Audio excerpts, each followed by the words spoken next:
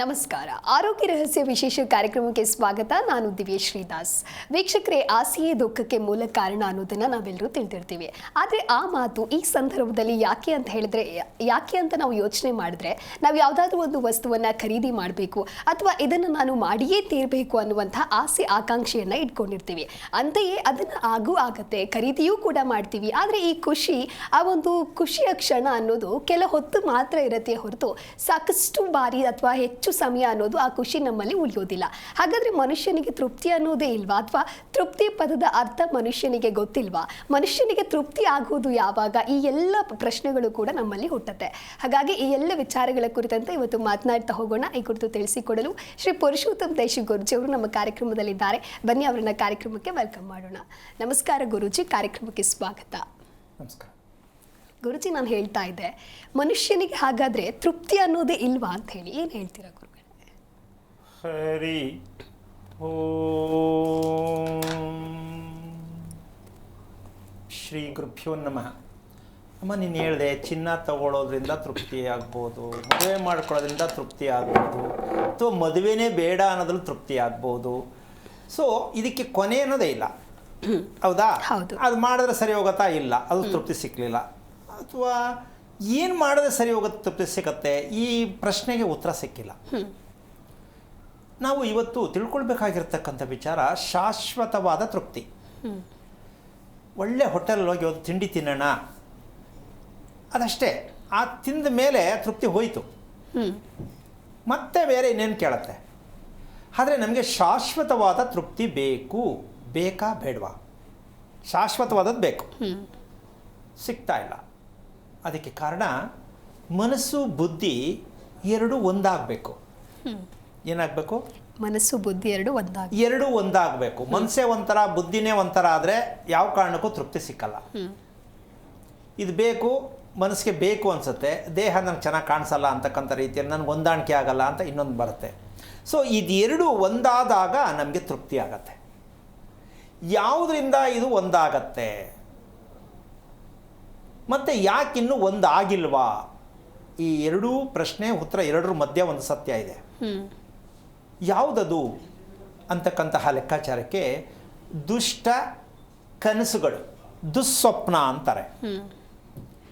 ಕೆಲವರಿಗೆ ಕಣ್ಣು ಮುಚ್ಕೊಂಡ್ರೆ ಏನೋ ಕನಸು ಕಾಣ್ತಾ ಇರ್ತಕ್ಕಂಥ ರೀತಿಯಲ್ಲಿ ಬೆಚ್ತಾರೆ. ಮಲಗಿದಾಗ ಬೆಚ್ಚೋದು ಬೇರೆ, ಕೂತಾಗೆ ಬೆಚ್ತಾರೆ ಕೆಲವರು. ಇದು ಮಗು ಹೌದು, ದೊಡ್ಡವರು ಹೌದು. ಈ ಕನಸು ಅಂತಕ್ಕಂಥದ್ದು ಮನುಷ್ಯನಿಗೆ ನೆಮ್ಮದಿ ಪೂರ್ಣವಾಗಿ ಹಾಳು ಮಾಡಿಬಿಡತ್ತೆ. ಯಾಕೆ ಅಂದರೆ ಜ್ಞಾಪಕ ಇರಲ್ಲ, ಏನೋ ಕನಸು ಕಂಡೇ ಗೊತ್ತಾಗ್ತಾ ಇಲ್ವಲ್ಲ. ಇನ್ನೊಂದು ಜ್ಞಾಪಕ ಇರುತ್ತೆ, ಈ ಥರ ಕನಸು ಸರಿನಾ ತಪ್ಪಾ? ಸೊ ಎರಡೂ ರೀತಿಯಲ್ಲಿ ಸಮಸ್ಯೆ ಅಂದರೆ ನಮ್ಮ ಮನಸ್ಸನ್ನು ಹಾಳು ಮಾಡೋಕ್ಕೆ ಮೂಲ ಕಾರಣ ಕನಸು. ಈ ಕನಸು ಅಂತಕ್ಕಂಥದ್ದು ನಾವು ಒಂದೊಂದ್ಸಲ ಮಾತಾಡ್ತಾ ಹೋಗ್ತೀವಿ. ಏನು, ಯಾವ ಜನ್ಮದಲ್ಲಿ ಏನು ಮಾಡಿದ್ನೋ ಅದೇ ಇದಕ್ಕೆ ಉತ್ತರ. ಯಾವ ಜನ್ಮದಲ್ಲಿ ಏನು ಮಾಡಿದ್ನೋ ಅಂತ ನಾವು ಅನ್ಕೋತೀವಲ್ಲ, ಯಾರು ಹೇಳೋಕ್ಕಾಗತ್ತಾ ಅಂತ ಎಷ್ಟು ಜನ ಕಾಯ್ತಾರೆ. ಯಾರು ಹೇಳೋಕ್ಕಾಗತ್ತಾ, ನಾನು ಹೋದ ಜನ್ಮದಲ್ಲಿ ಏನು ಮಾಡಿದ್ದು ಹೇಳ್ಬಿಡಿ. ಈ ಥರದವರು ಸುಮಾರು ಜನ ಇದ್ದಾರೆ. ಈ ಜನ್ಮದಲ್ಲಿ ಏನಕ್ಕಾಗ್ಬಿಟ್ಟಿದ್ದೀನಿ ಹೇಳ್ಬಿಡಿ, ಈ ಥರದ ಸುಮಾರು ಜನ ಇದ್ದಾರೆ. ಇಲ್ಲ ಅಂತ್ಯಮ್ಮ, ಇದ್ದಾರೆ. ತಿಳ್ಕೊಳ್ಳೋದು ತುಂಬ ಕಾತರ. ಇದಕ್ಕೆ ಉತ್ತರ ನಿಮ್ಮಲ್ಲಿ ಇರ್ತಕ್ಕಂತಹ ಬೆಳೀತಕ್ಕಂಥ ರಾತ್ರಿಯಲ್ಲಿ ಹಗಲಲ್ಲಿ ಕನಸಲ್ಲಿ ಬರ್ತಕ್ಕಂಥ ಕನಸು ನೀವು ಎಲ್ಲೋ ಹೋಗಿತ್ತು ಅಂತ ಜ್ಞಾಪಕ. ನಾವು ಟೂರ್ ಹೋಗಿದ್ದಾಗ ನನಗೆ ಇದು ಕನಸಲ್ಲಿ ಬಂದಿತ್ತಲ್ವಾ ಅಂತ ಅನ್ಕೋತಾರೆ. ಆಮೇಲೆ ಈ ವ್ಯಕ್ತಿ ನಾನು ಕನಸಲ್ಲಿ ಒಂದ್ಸಲ ನೋಡಿದ್ದೆ ಅನ್ಕೋತಾರೆ. ಸತ್ಯನೇ ಇದು. ಯಾಕೆಂದರೆ ಕನಸು ಇವತ್ತಿಂದಲ್ಲ, ಇದು ನಮ್ಮ ಮನಸ್ಸಿದೆಯಲ್ಲ ಇವತ್ತಿಂದಲ್ಲ. ಇದು ಎಷ್ಟು ತಾಯಿ ತಂದೆಯಲ್ಲಿ ಹುಟ್ಟು ಬಂದಿದ್ದೀವೋ, ಬಾಕ್ಸ್ ಚೇಂಜ್ ಮಾಡ್ಕೊಂಡು ಬಂದಿದ್ದೀವಿ ಹೊರತು ಮನಸ್ಸು ಮಾತ್ರ ಯಾವುದೇ ಕಾರಣಕ್ಕೂ ಚೇಂಜ್ ಆಗಲ್ಲ. ದೇಹದಲ್ಲಿ ದೇಹ ಬದಲಾವಣೆ ಆಗತಕ್ಕಂಥ ವಿಚಾರ ಇದಕ್ಕೆ. ಮನಸ್ಸು ಯಾವ ಕಾರಣಕ್ಕೂ ಸತ್ತೋದ ವ್ಯಕ್ತಿ ಮನಸ್ಸು ಹೋಯ್ತು ಇಲ್ಲ, ನೆಕ್ಸ್ಟ್ ಬಾಕ್ಸ್ ಚೇಂಜ್ ಮಾಡ್ಕೊಳುತ್ತದು, ಅದು ಕಂಟಿನ್ಯೂಟಿ. ಇಲ್ಲ ಅಂದರೆ 3 ವರ್ಷದ ಮಗು ಸಂಗೀತ ನುಡಿಸುತ್ತಂತೆ, ಎಲ್ಲ ನುಡಿಸ್ಬೋದಾಗಿತ್ತು ಅಲ್ವಾ? ಯಾಕೆ? ಹಿಂದಿನ ನೆನಪು ಸಡನ್ ಪಿಕಪ್ ತಗೊಳುತ್ತದು. ಆಮೇಲೆ ದೊಡ್ಡವರು ಮಾತಾಡಲ್ಲ, ಆ ಮಗು ಏನು ಹಿಂಗೆ ಮಾತಾಡುತ್ತೆ ಅಂತಾರೆ. ಅದೇ ಇದಕ್ಕಿನ್ನ ಪ್ರೂಫ್ ಕೊಡೋಕ್ಕಾಗಲ್ಲ. ಅಂದ ಮೇಲೆ ಅದು ಕನಸಿನ ರೂಪದಲ್ಲಿ ನಮ್ಮ ಮನಸ್ಸಲ್ಲಿರ್ತಕ್ಕಂಥ ಭಾವನೆಗಳು, ನಾವು ಏನೇನು ಬೇಕು ಅಂತೀವಿ, ನಾವು ಹೆಂಗಿರಬೇಕು ಅಂತೀವಿ, ಒಂದು ಸಲ ಕನ್ಸಲ್ಲಾರೂ ನಮಗೆ ಕಂಡುಬಿಡ್ತಲ್ಲಪ್ಪ ಅಂತ ಖುಷಿ ಪಡ್ಕೋತಾರೆ ಅಷ್ಟು ಜನ. ಸೊ ಹೀಗಾಗಿ ಈ ಕೆಟ್ಟ ಕನಸುಗಳು ಮಲಗಿದ್ದಾಗ ಕಾಣಿಸ್ತಕ್ಕಂಥದ್ದು ಒಂದು ಕನಸು, ಯೋಚನೆ ಮಾಡ್ತಕ್ಕಂಥದ್ರಲ್ಲಿ ಒಂದು ಕನಸು. ಹೌದಲ್ಲಮ್ಮ? ಹೌದು. ನಾನು ಹಿಂಗಿರಬೇಕಿತ್ತು, ನಾನು ಹಿಂಗಾಗಬೇಕಿತ್ತು, ನನಗಿದು ಬೇಕಿತ್ತು. ಸೊ ಇದು ಒಂದು ರೀತಿ ಕನಸು. ಇದೆಲ್ಲವೂ ನಿಮ್ಮ ದೇಹದಲ್ಲಿ, ನಿಮ್ಮ ಬಾಕ್ಸ್ ಅಂತ ಏನಿದೆ ಅದನ್ನು ಏನು ಹೇಳ್ತೀವಿ ಇದಕ್ಕೆ ಅಂದರೆ, ನಿಮ್ಮ ಅಂದರೆ ನಮ್ಮ ದೇಹದ ಖಾತೆ ಯಾವುದು? ಕ್ವಶನ್. ನಮ್ಮ ದೇಹದ ದೈವ ಖಾತೆ ಯಾವುದು? ಬರೇ ಖಾತೆ ಅಲ್ಲ, ದೈವ ಖಾತೆ. ಈಗ ನಮ್ಮ ದೇಹಕ್ಕೋಸ್ಕರವಾಗಿ ದೇವರು ಅಂತ ಬೇಕಲ್ಲ, ಅದು ಯಾವ ಖಾತೆ? ಯಾವ ದೇವರು? ನಿನಗೆ ಅಂತ ದೇವರು ಯಾವುದು? ಎಲ್ಲರಿಗೂ ದೇವರು ಒಂದೇ. ಅದೇ ನಮ್ಮಲ್ಲಿರ್ತಕ್ಕಂಥ ಆತ್ಮದಲ್ಲಿರ್ತಕ್ಕಂಥ ಒಂದೇ ದೈವ. ನಾವಿಲ್ಲಿ ಹಲವಾರು ದೇವರ ಮಾಡ್ಕೊಂಡಿದ್ದೀವಿ, ಅದು ನಮ್ಮ ಲೌಕಿಕವಾಗಿರ್ತಕ್ಕಂಥ ವಿಚಾರಕ್ಕೆ ದೇವರುಗಳನ್ನ ಮಾಡ್ತಾ ಇದ್ದೀವಿ. ಎಲ್ಲರಿಗೂ ದೈವ ಒಂದೇ, ಅದು ಆತ್ಮ, ಅದಷ್ಟೇ.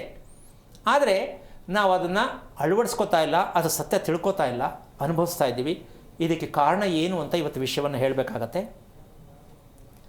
ನಮ್ಮ ದೈವ ಖಾತೆ ನಮ್ಮ ದೇಹದಲ್ಲಿ ಇನ್ನೂ ಓಪನ್ ಆಗಿಲ್ವಾ? ಆಗಿಲ್ಲ. ದೇವ್ರ ಕೈ ಮುಗಿತಾ ಇದ್ದೀನಿ, ಪೂಜೆ ಮಾಡ್ತಾ ಇದ್ದೀನಿ ಅಂತ ಅನ್ಕೋತಾ ಇದ್ದಾರೆ. ಪೂಜೆ ಮಾಡೋದ್ರಿಂದ, ಕೈ ಮುಗಿಯೋದ್ರಿಂದ ಆಗಲ್ಲ. ಕರ್ತವ್ಯ ಮಾಡಬೇಕು.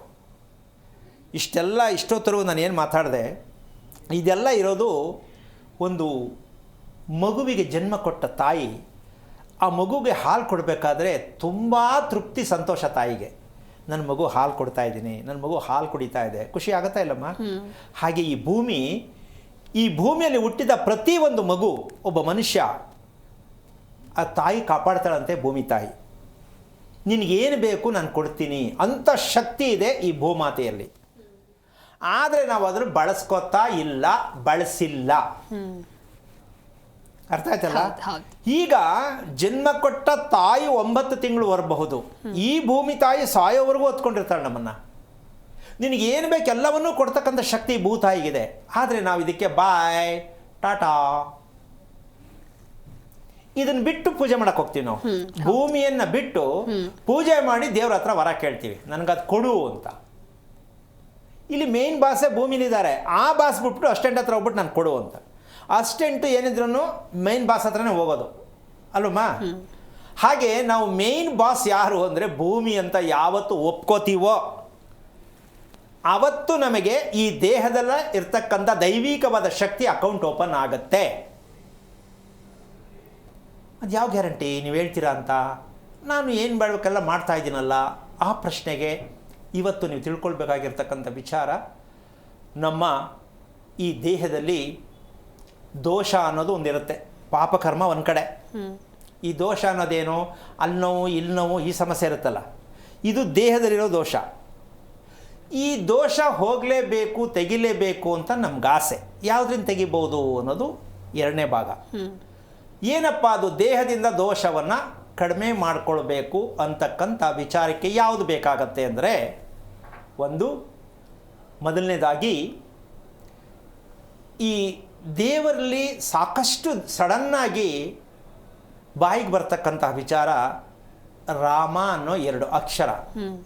ಉದಾಹರಣೆ ಕೊಡ್ತೀನಿ, ಅದೊಂದನ್ನೇ ಎಲ್ಲರೂ ಮಾಡಿ ಅಂತಲ್ಲ, ನಿಮ್ಮ ವೈಯಕ್ತಿಕ. ಈ ರಾ ಅಕ್ಷರದ ಅರ್ಥ ಏನು? ನಮ್ಮಲ್ಲಿರ್ತಕ್ಕಂಥ ದೋಷಗಳನ್ನು ನಾವು ಹೊರಗೆ ಹಾಕಬೇಕು. ಯಾವುದ್ರ ಮೂಲಕ? ನಮ್ಮ ಬಾಯಿಯಿಂದ ಬರ್ತಕ್ಕಂಥ ಅಕ್ಷರದ ಮೂಲಕ.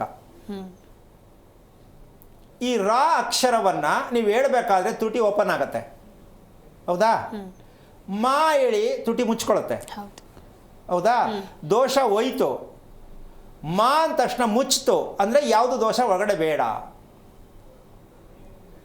ಈ ರಾಮ ಅಂತಕ್ಕಂಥದ್ರ ಮಧ್ಯದಲ್ಲಿ ಒಂದು ಅಕ್ಷರ ಇದೆ, ಅಕಾರ ಸೇರುತ್ತಲ್ಲಿ. ಬಿಟ್ಟು ಹೇಳ್ತೀವಿ, ನೀವು ಉಚ್ಚಾರಣೆಯಲ್ಲಿರುತ್ತೆ ಅಕಾರ. ರಾ ಅಕಾರ ಇದೆ, ಮಾ ಅಕಾರ ಇದೆ. ಈ ಆ ಅನ್ನೋದು ಯಾವುದು ಅಂದರೆ ನಮ್ಮ ಆತ್ಮ. ಈ ಆತ್ಮ ಯಾವುದು ಅಂದರೆ ನಮ್ಮ ಜ್ಞಾನ. ಈ ಜ್ಞಾನ ಯಾವುದು ಅಂದರೆ ನಮ್ಮ ಮನಸ್ಸು. 2 ಅಕ್ಷರದಲ್ಲಿ ಇಷ್ಟು ದಿವ್ಯವಾಗಿರ್ತಕ್ಕಂಥ ಔಷಧ ಇದೆ. ನಮ್ಮ ದೇಹದ ದೋಷ ಹೋಗಲಿಕ್ಕೆ ಎಂಥ ಔಷಧ ಕೊಟ್ಟಿದ್ದಾನೆ.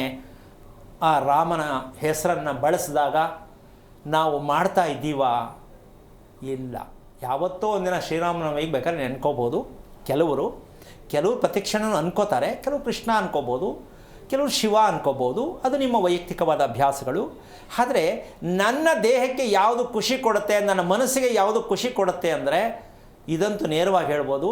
ಈ ರಾ ಅಕ್ಷರ ಸೂರ್ಯ, ಪ್ರಪಂಚಕ್ಕೆ ಬೆಳಕು ಕೊಡ್ತಕ್ಕಂಥ ಸೂರ್ಯನ ಬೀಜಾಕ್ಷರ ಯಾವುದು ಅಂದರೆ ರಾ. ಈ ಮಾ ಅಕ್ಷರ ಯಾವುದು ಅಂದರೆ ಚಂದ್ರನ ಬೀಜಾಕ್ಷರ, ತಂಪನ್ನು ಉಂಟು ಮಾಡ್ತಕ್ಕಂಥ ಬೀಜಾಕ್ಷರ. ಸೂರ್ಯ ಚಂದ್ರನ ಬಿಟ್ಟು ನಾವು ಪ್ರಪಂಚದಲ್ಲಿ ಬೇರೆ ಯಾವುದೂ ಇಲ್ಲ. ಈ ಎರಡಕ್ಕೂ ನಾವು ನೇರ ಒಂದೇ ಕಡೆ ಸೇರಿಸ್ಬೇಕು ಅಂದರೆ ನಾವು ವಾಸ ಮಾಡ್ತಕ್ಕಂಥ ಮನೆ. ಈ ಒಂದು ಸತ್ಯವನ್ನು ನಾವು ಅರ್ಥ ಮಾಡಿಕೊಂಡಾಗ ನಮ್ಮ ದೇಹದಲ್ಲಿರ್ತಕ್ಕಂತಹ ದೋಷ ನಿವಾರಣೆ ಮಾಡೋದಕ್ಕೆ ಎಷ್ಟು ಅರ್ಥ ಇದೆ ಕೂತ್ಕೊಂಡು ನೀವೇ ಯೋಚನೆ ಮಾಡಿ.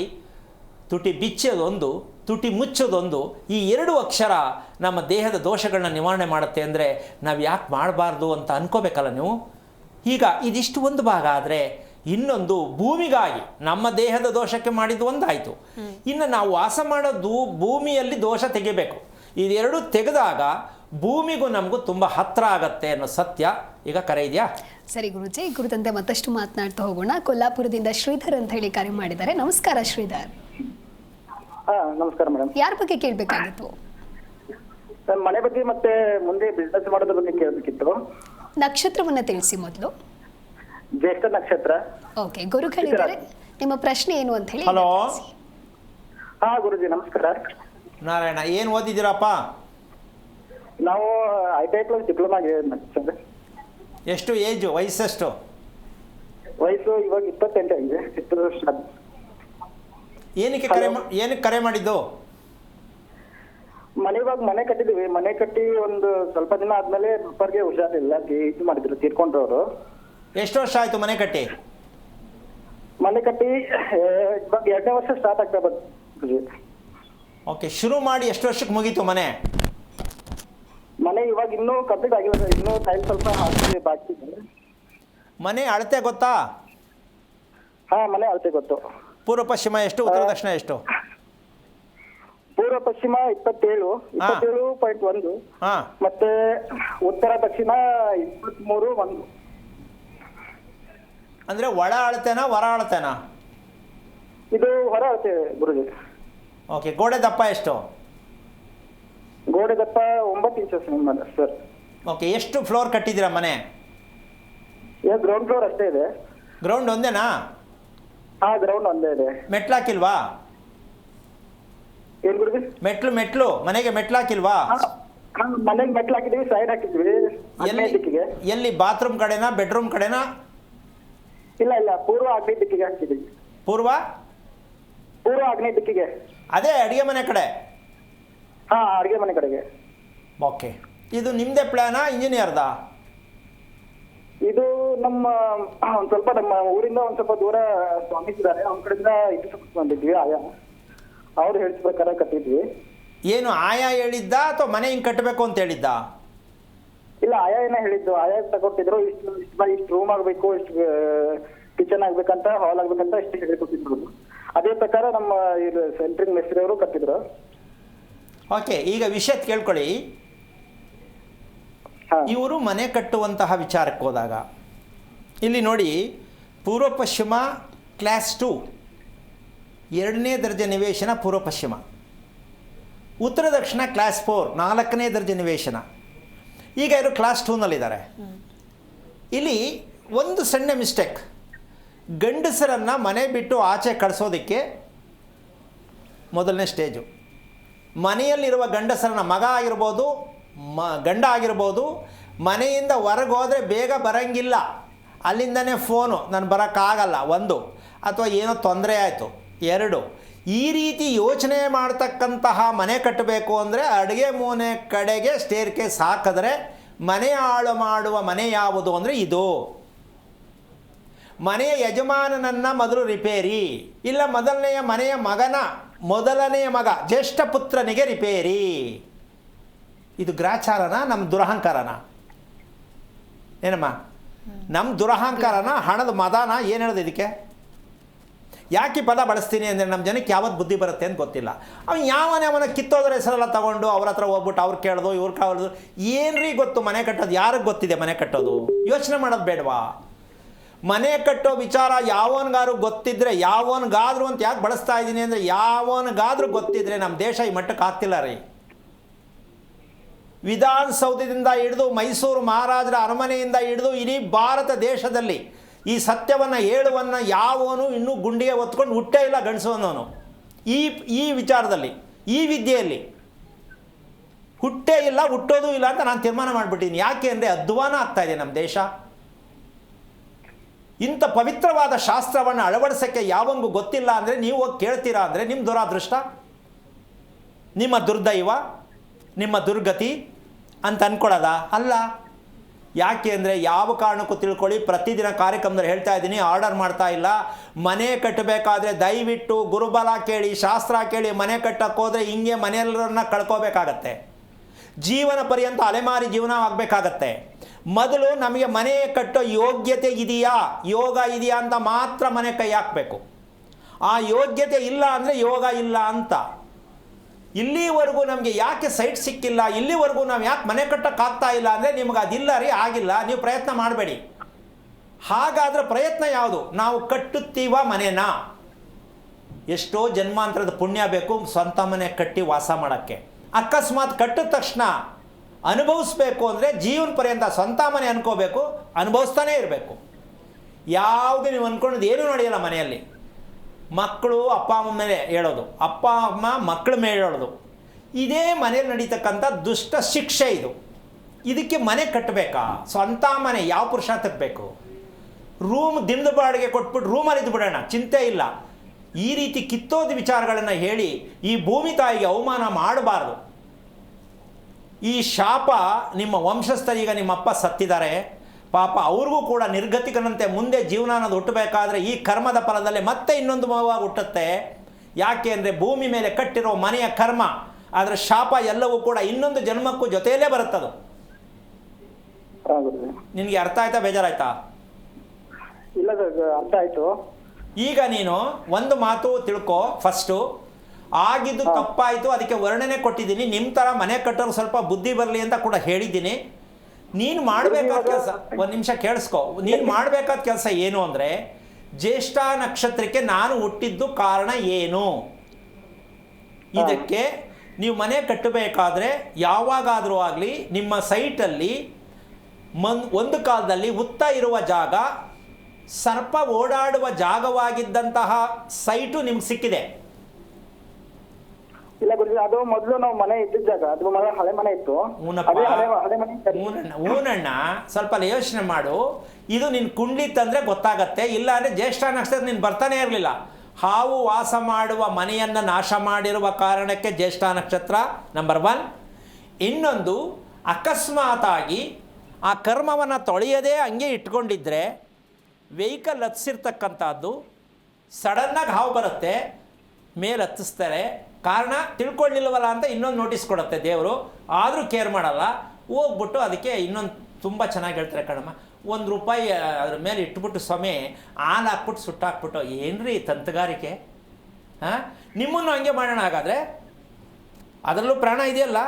ಎಷ್ಟು ಸುಲಭವಾಗಿ ಹೇಳ್ತಾರೆ ಅಂದರೆ 8 ಆಣಿ ಇಟ್ಬಿಟ್ರಂತೆ, ಹಾಲು ಹಾಕ್ಬಿಟ್ಟು ಸುಟ್ಬಿಟ್ರಂತೆ, ಜೀವನವೆಲ್ಲ ಸುಡ್ತಾ ಇರುತ್ತೆ ನಿಮಗೆ.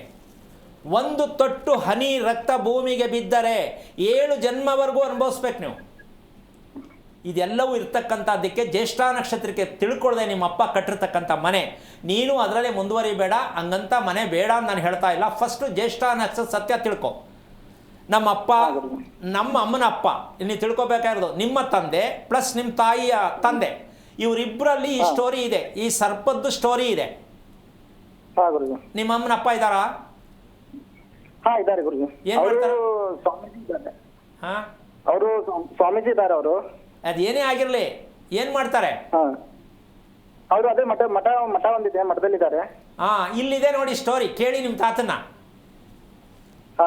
ಇದನ್ನು ಕೇಳಬೇಕು, ಸತ್ಯ ಅಲ್ಲಿ ಗೊತ್ತಾಗತ್ತೆ. ಯಾರೋ ಒಬ್ರು ತಿಳಿದವ್ರು ಹೇಳಿದ್ರು, ನಿಮ್ಮ ಜೀವನ ಅಂದರೆ ಸ್ವಾಮೀಜಿ ಆಗೋದಕ್ಕೆ ಕಾರಣ ಏನು, ಅದರ ಹಿಂದಿನ ರಹಸ್ಯ ಇದೆ. ಸುಮ್ಮನೆ ಎಲ್ಲ ಸ್ವಾಮೀಜಿ ಆಗೋಕ್ಕಾಗಲ್ಲ. ಹಾ ಸರ್. ಆ ಸ್ವಾಮೀಜಿ ಯಾಕೆ ಸನ್ಯಾಸಿ ಆಗ್ತಾರೆ ಅಂದರೆ ಅದು ಒಳ್ಳೆಯದೇ, ಸರಿ. ಕಾರಣ ಏನು, ಯಾಕಾದರೂ ಆಗ ಏನು ಮಾಡ್ತಾ ಇದ್ದಾರೆ, ಮೊದಲೇನು ಮಾಡಿದ್ರು, ಈ ಸತ್ಯ ತಿಳ್ಕೊಂಡ್ರೆ ಮಾತ್ರ ನಿನ್ನ ಜ್ಯೇಷ್ಠ ನಕ್ಷತ್ರ ಸಿಗುತ್ತೆ. ಇದನ್ನ ಅವರು ಕರೆಕ್ಟ್ ಮಾಹಿತಿ ಕೊಡೋದಾದರೆ ಅವರೇ ಕೊಡಬಹುದು, ಇಲ್ಲ ಗೊತ್ತಿಲ್ಲ ಅಂದರೆ ನೀನು ತಿಳ್ಕೊಳ್ಳೋದೇ ಆದರೆ ನಮ್ಮ ಅಪ್ಪನ ಮನೆಯದ ನಮ್ಮ ತಾತನ ಮನೆಯದ ತಿಳ್ಕೊಬೇಕು ಅಂದರೆ ನೀನು ಫಸ್ಟ್ ತಿಳ್ಕೊಳ್ಳೋಕೆ ಪ್ರಯತ್ನ ಮಾಡು, ಹೇಳಿ ಕೊಡ್ತೀನಿ.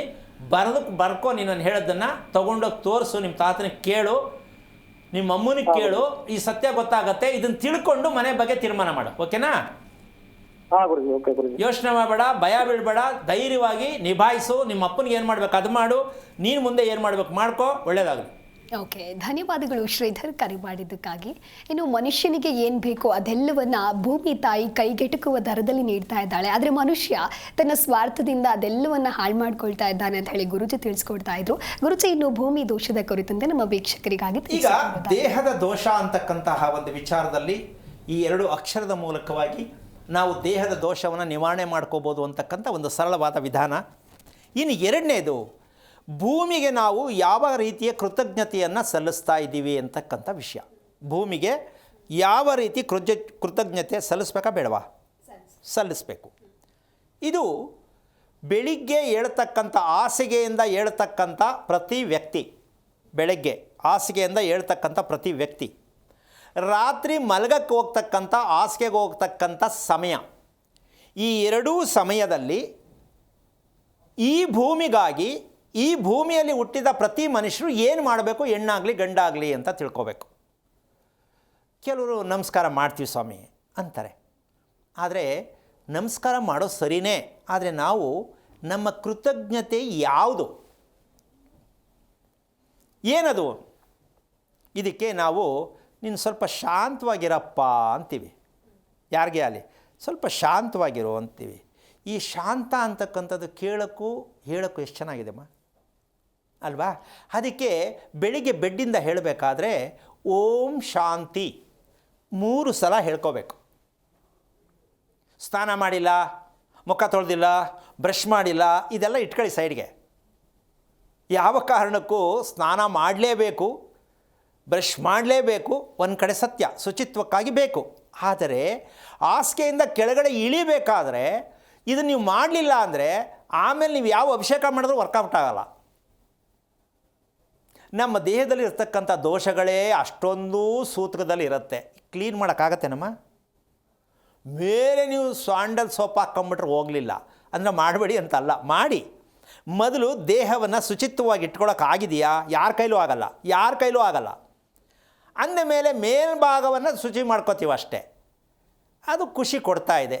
ಆದರೆ ನಾವು ಮಾಡಬೇಕಾಗಿರ್ತಕ್ಕಂಥದ್ದು ಪ್ರಯತ್ನ ಅಂತಕ್ಕಂಥದ್ದು. ಅದಕ್ಕೆ ಒಂದು ಮಾತು ಹೇಳ್ತಾನೆ, ಕರ್ಣ ದಾನದಲ್ಲಿ ತುಂಬ ವಿಶೇಷ ಅಂತ ಕರ್ಣನ ವಿಚಾರ ಕೇಳಿದ್ಯಾ?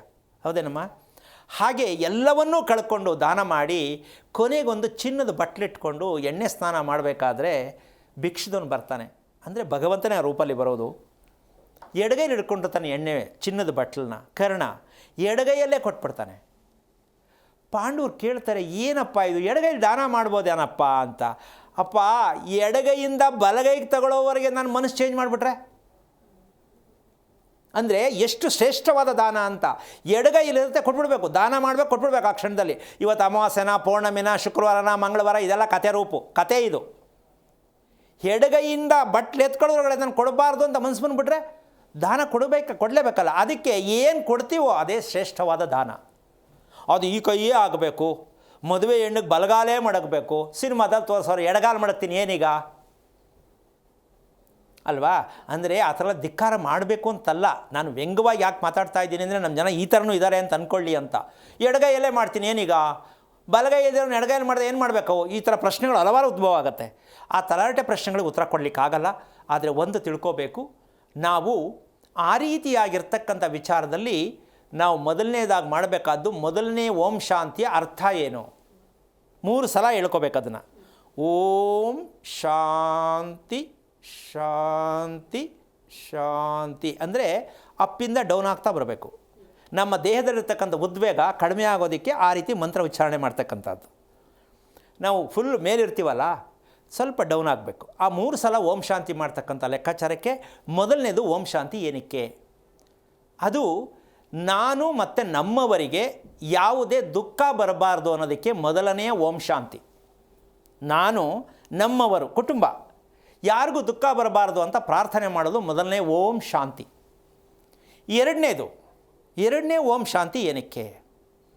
ನಮಗೆ ರಕ್ಷಣೆಯಾಗಿ, ನಮಗೆ ಕಾವಲಾಗಿ, ನಮಗೆ ಅನುಕೂಲಕರವಾಗಿರ್ತಕ್ಕಂತಹ ಪ್ರಾಣಿ ಪಕ್ಷಿ ಕೀಟಗಳು ಯಾವುದೇ ಆಗಲಿ ನಮ್ಗೆ ಅನುಕೂಲ ಮಾಡ್ತಕ್ಕಂಥ ರೀತಿಯಲ್ಲಿ ಇರುತ್ತೆ. ಅವಕ್ಕೆ ಯಾವುದು ದೋಷ ಆಗದೇ ಇರಲಿ, ನೋವಾಗದೇ ಇರಲಿ ಅಂತ ಎರಡನೇ ಶಾಂತಿ. ಇನ್ನು ಮೂರನೇದು ಅತಿ ಮುಖ್ಯವಾದದ್ದು ಯಾವುದದು ಅಂದರೆ, ಈ ಭೂಮಂಡಲಕ್ಕೆ ಯಾವುದೇ ಭೂಕಂಪ ಆಗೋದಾಗಲಿ, ಬೆಂಕಿಯಿಂದ ಅನಾಹುತ ಆಗೋದಾಗಲಿ, ನೀರಿಂದ ಅನಾಹುತ ಆಗೋದಾಗಲಿ, ಈ ಭೂಮಂಡಲಕ್ಕೆ ಯಾವುದೂ ತೊಂದರೆ ಆಗದೇ ಇರಲಿ ಅಂತ ನಾವು ಅತಿ ಮುಖ್ಯವಾಗಿ ಕೃತಜ್ಞತೆಯನ್ನು ಸಲ್ಲಿಸಬೇಕಾಗಿರ್ತದೆ ಮೂರನೇ ಶಾಂತಿ. ಇದು ಪವಿತ್ರವಾಗಿ ಮನುಷ್ಯ ಅಂತ ಹುಟ್ಟಿದ ಮೇಲೆ ಮಾಡಬೇಕಾದ ಪ್ರತಿಯೊಬ್ಬರ ಕರ್ತವ್ಯ. ಮಾಡ್ತಾ ಇದ್ದೀವ ನೋಡ್ಕೊಳ್ಳಿ. ನಾವೇನಿದು ದೇವ್ರಿಗೆ ಪೂಜೆ ಮಾಡೋರೆ, ನಮ್ದಷ್ಟೇ, ಇನ್ನೇನಿಲ್ಲ, ಮಾಡ್ತಾನೇ ಇದ್ದೀನಿ ಸ್ವಾಮಿ, ದೇವ್ರು ನಂಬಿದ್ದೀನಿ ಸ್ವಾಮಿ, ಇದೆರಡೇ ಡೈಲಾಗು. ಒಂದು ಪೂಜೆ ಮಾಡ್ತಾಯಿದ್ದೀನಿ, ಮಿಸ್ ಮಾಡಲ್ಲ.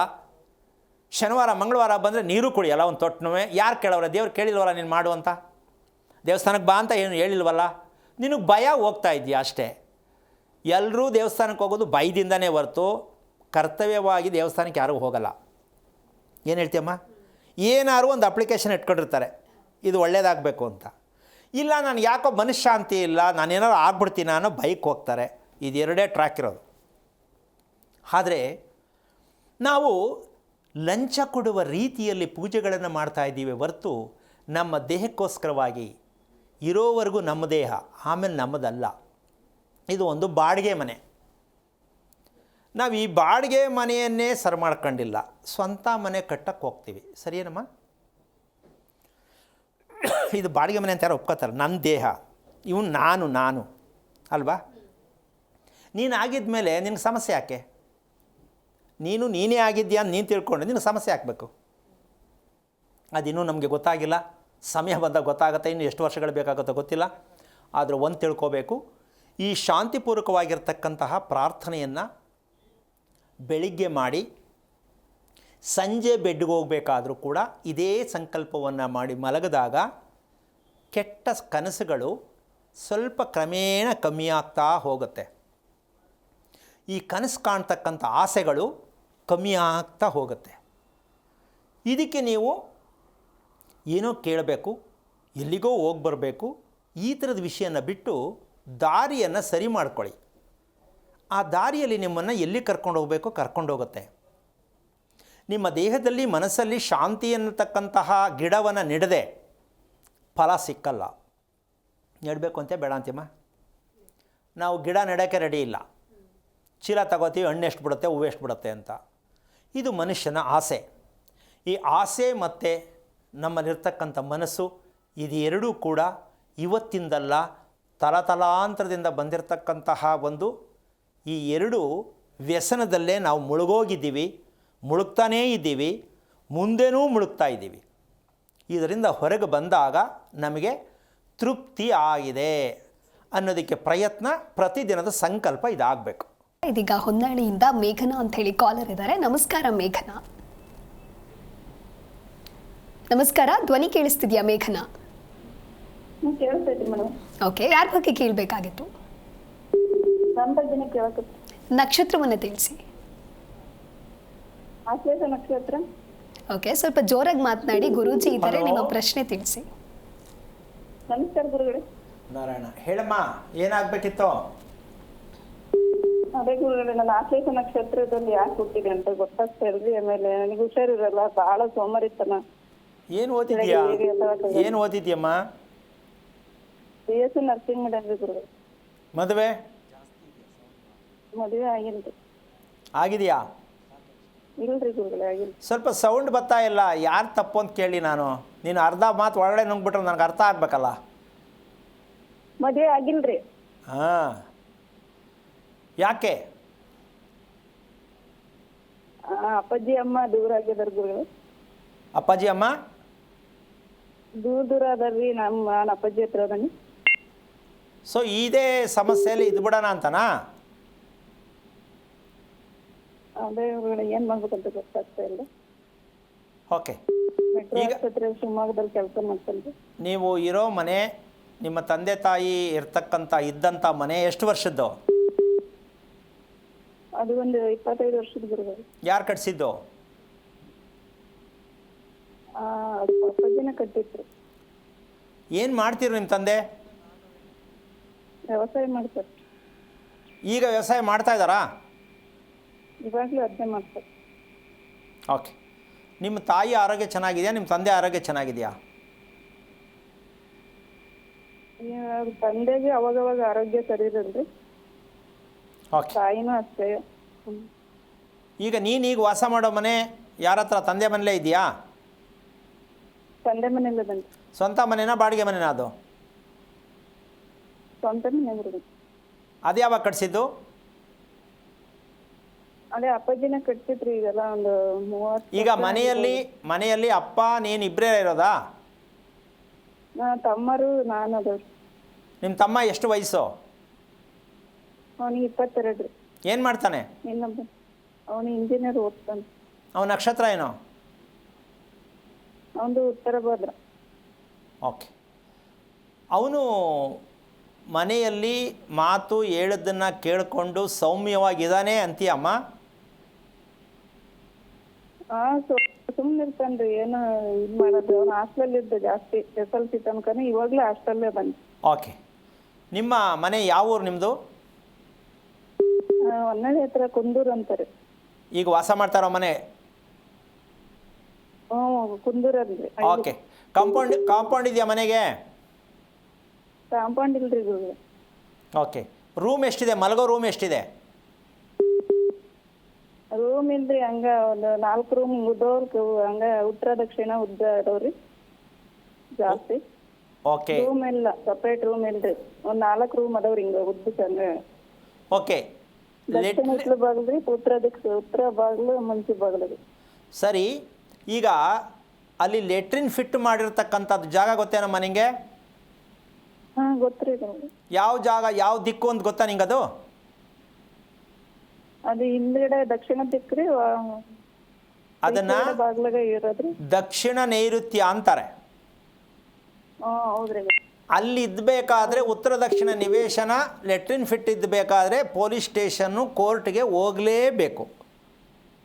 ಹೌದ್ರಿ ಗುರುಗಳೇ. ಹಂಗಾಗಿರೋದು. ಅಪ್ಪಾಜಿ ಚಿಕ್ಕಪ್ಪ ಜಗಳ ಅಂದ್ರೆ ಜಗಳ ಮಾಡ್ತಾರೆ. ಅದು ಬಿಟ್ಟೆ ಬೇರೆ ದಾರಿನೇ ಇಲ್ಲಮ್ಮ. ಬೇರೆ ದಾರಿನೇ ಇಲ್ಲ ನಿಮಗೆ. ಮಾಟ ಮಂತ್ರ ಮಾಡ್ಸವ್ರೆ ಅಂತಾರೆ, ಅವ್ರಿಗೊಂದಷ್ಟು ದುಡ್ಡು ಕೊಡಿ. ಗ್ರಾಚಾರ ಚೆನ್ನಾಗಿಲ್ಲ ಅಂತಾರೆ, ಅವ್ರಿಗೊಂದು ಪೂಜೆ ಮಾಡೋಕೆ ಒಂದಷ್ಟು ದುಡ್ಡು ಕೊಡಿ. ಮತ್ತು ನಿಮ್ಮ ಅಪ್ಪ ಅಮ್ಮ ದೂರ ಆಗೋದಕ್ಕೆ ನಿಮ್ಮ ಅಪ್ಪ ಕಟ್ಟಿರೋ ಮನೆಯೇ ಕಾರಣ. ಇನ್ನು ನಾಳೆ ನಿನ್ನ ಮದುವೆ, ಅದೂ ನಿಮ್ಮ ತಾಯಿ ಥರ ನೀನು ದೂರ ಆಗಬೇಕಾಗತ್ತೆ. ಅಂಥ ವಿಚಾರ ಇರ್ತಕ್ಕಂಥದ್ದು, ಯೋಚನೆ ಮಾಡ್ತಕ್ಕಂಥದ್ದು. ನಿಂತ್ಕೊಂಡು ಕುಂತ್ಕೊಂಡು ನಿದ್ದೆ ಮಾಡಬೇಕು, ಮಲಕೊಂಡು ನಿದ್ದೆ ಮಾಡೋಂಗಿಲ್ಲ. ಅಂಥ ಮನೆ ಕಟ್ಟಿಬಿಟ್ಟು ಏನಕ್ಕಮ್ಮ ಬೇಕಿದು? ಮನೆಯಲ್ಲೇ ಹೋದ್ರೆ ಮನೆಯಲ್ಲೇ ಇರೋಕ್ಕಾಗಲ್ರಿ ಗುರುಗಳೇ. ನನಗೆ ಹಂಗಾಗ್ತದೆ. ಸರಿ. ಈಗ ನಿಮ್ಮ ಅಪ್ಪನಿಗೆ ಹೇಳೋಕ್ಕಾಗಲ್ವಾ ಇದು ಏನು ಇದ್ರ ಬಗ್ಗೆ ತಿಳ್ಕೊ ಅಂತ? ನಂಬಿಕೆ ಅಲ್ವಾ ನಿಮ್ಮ ಅಪ್ಪನಿಗೆ?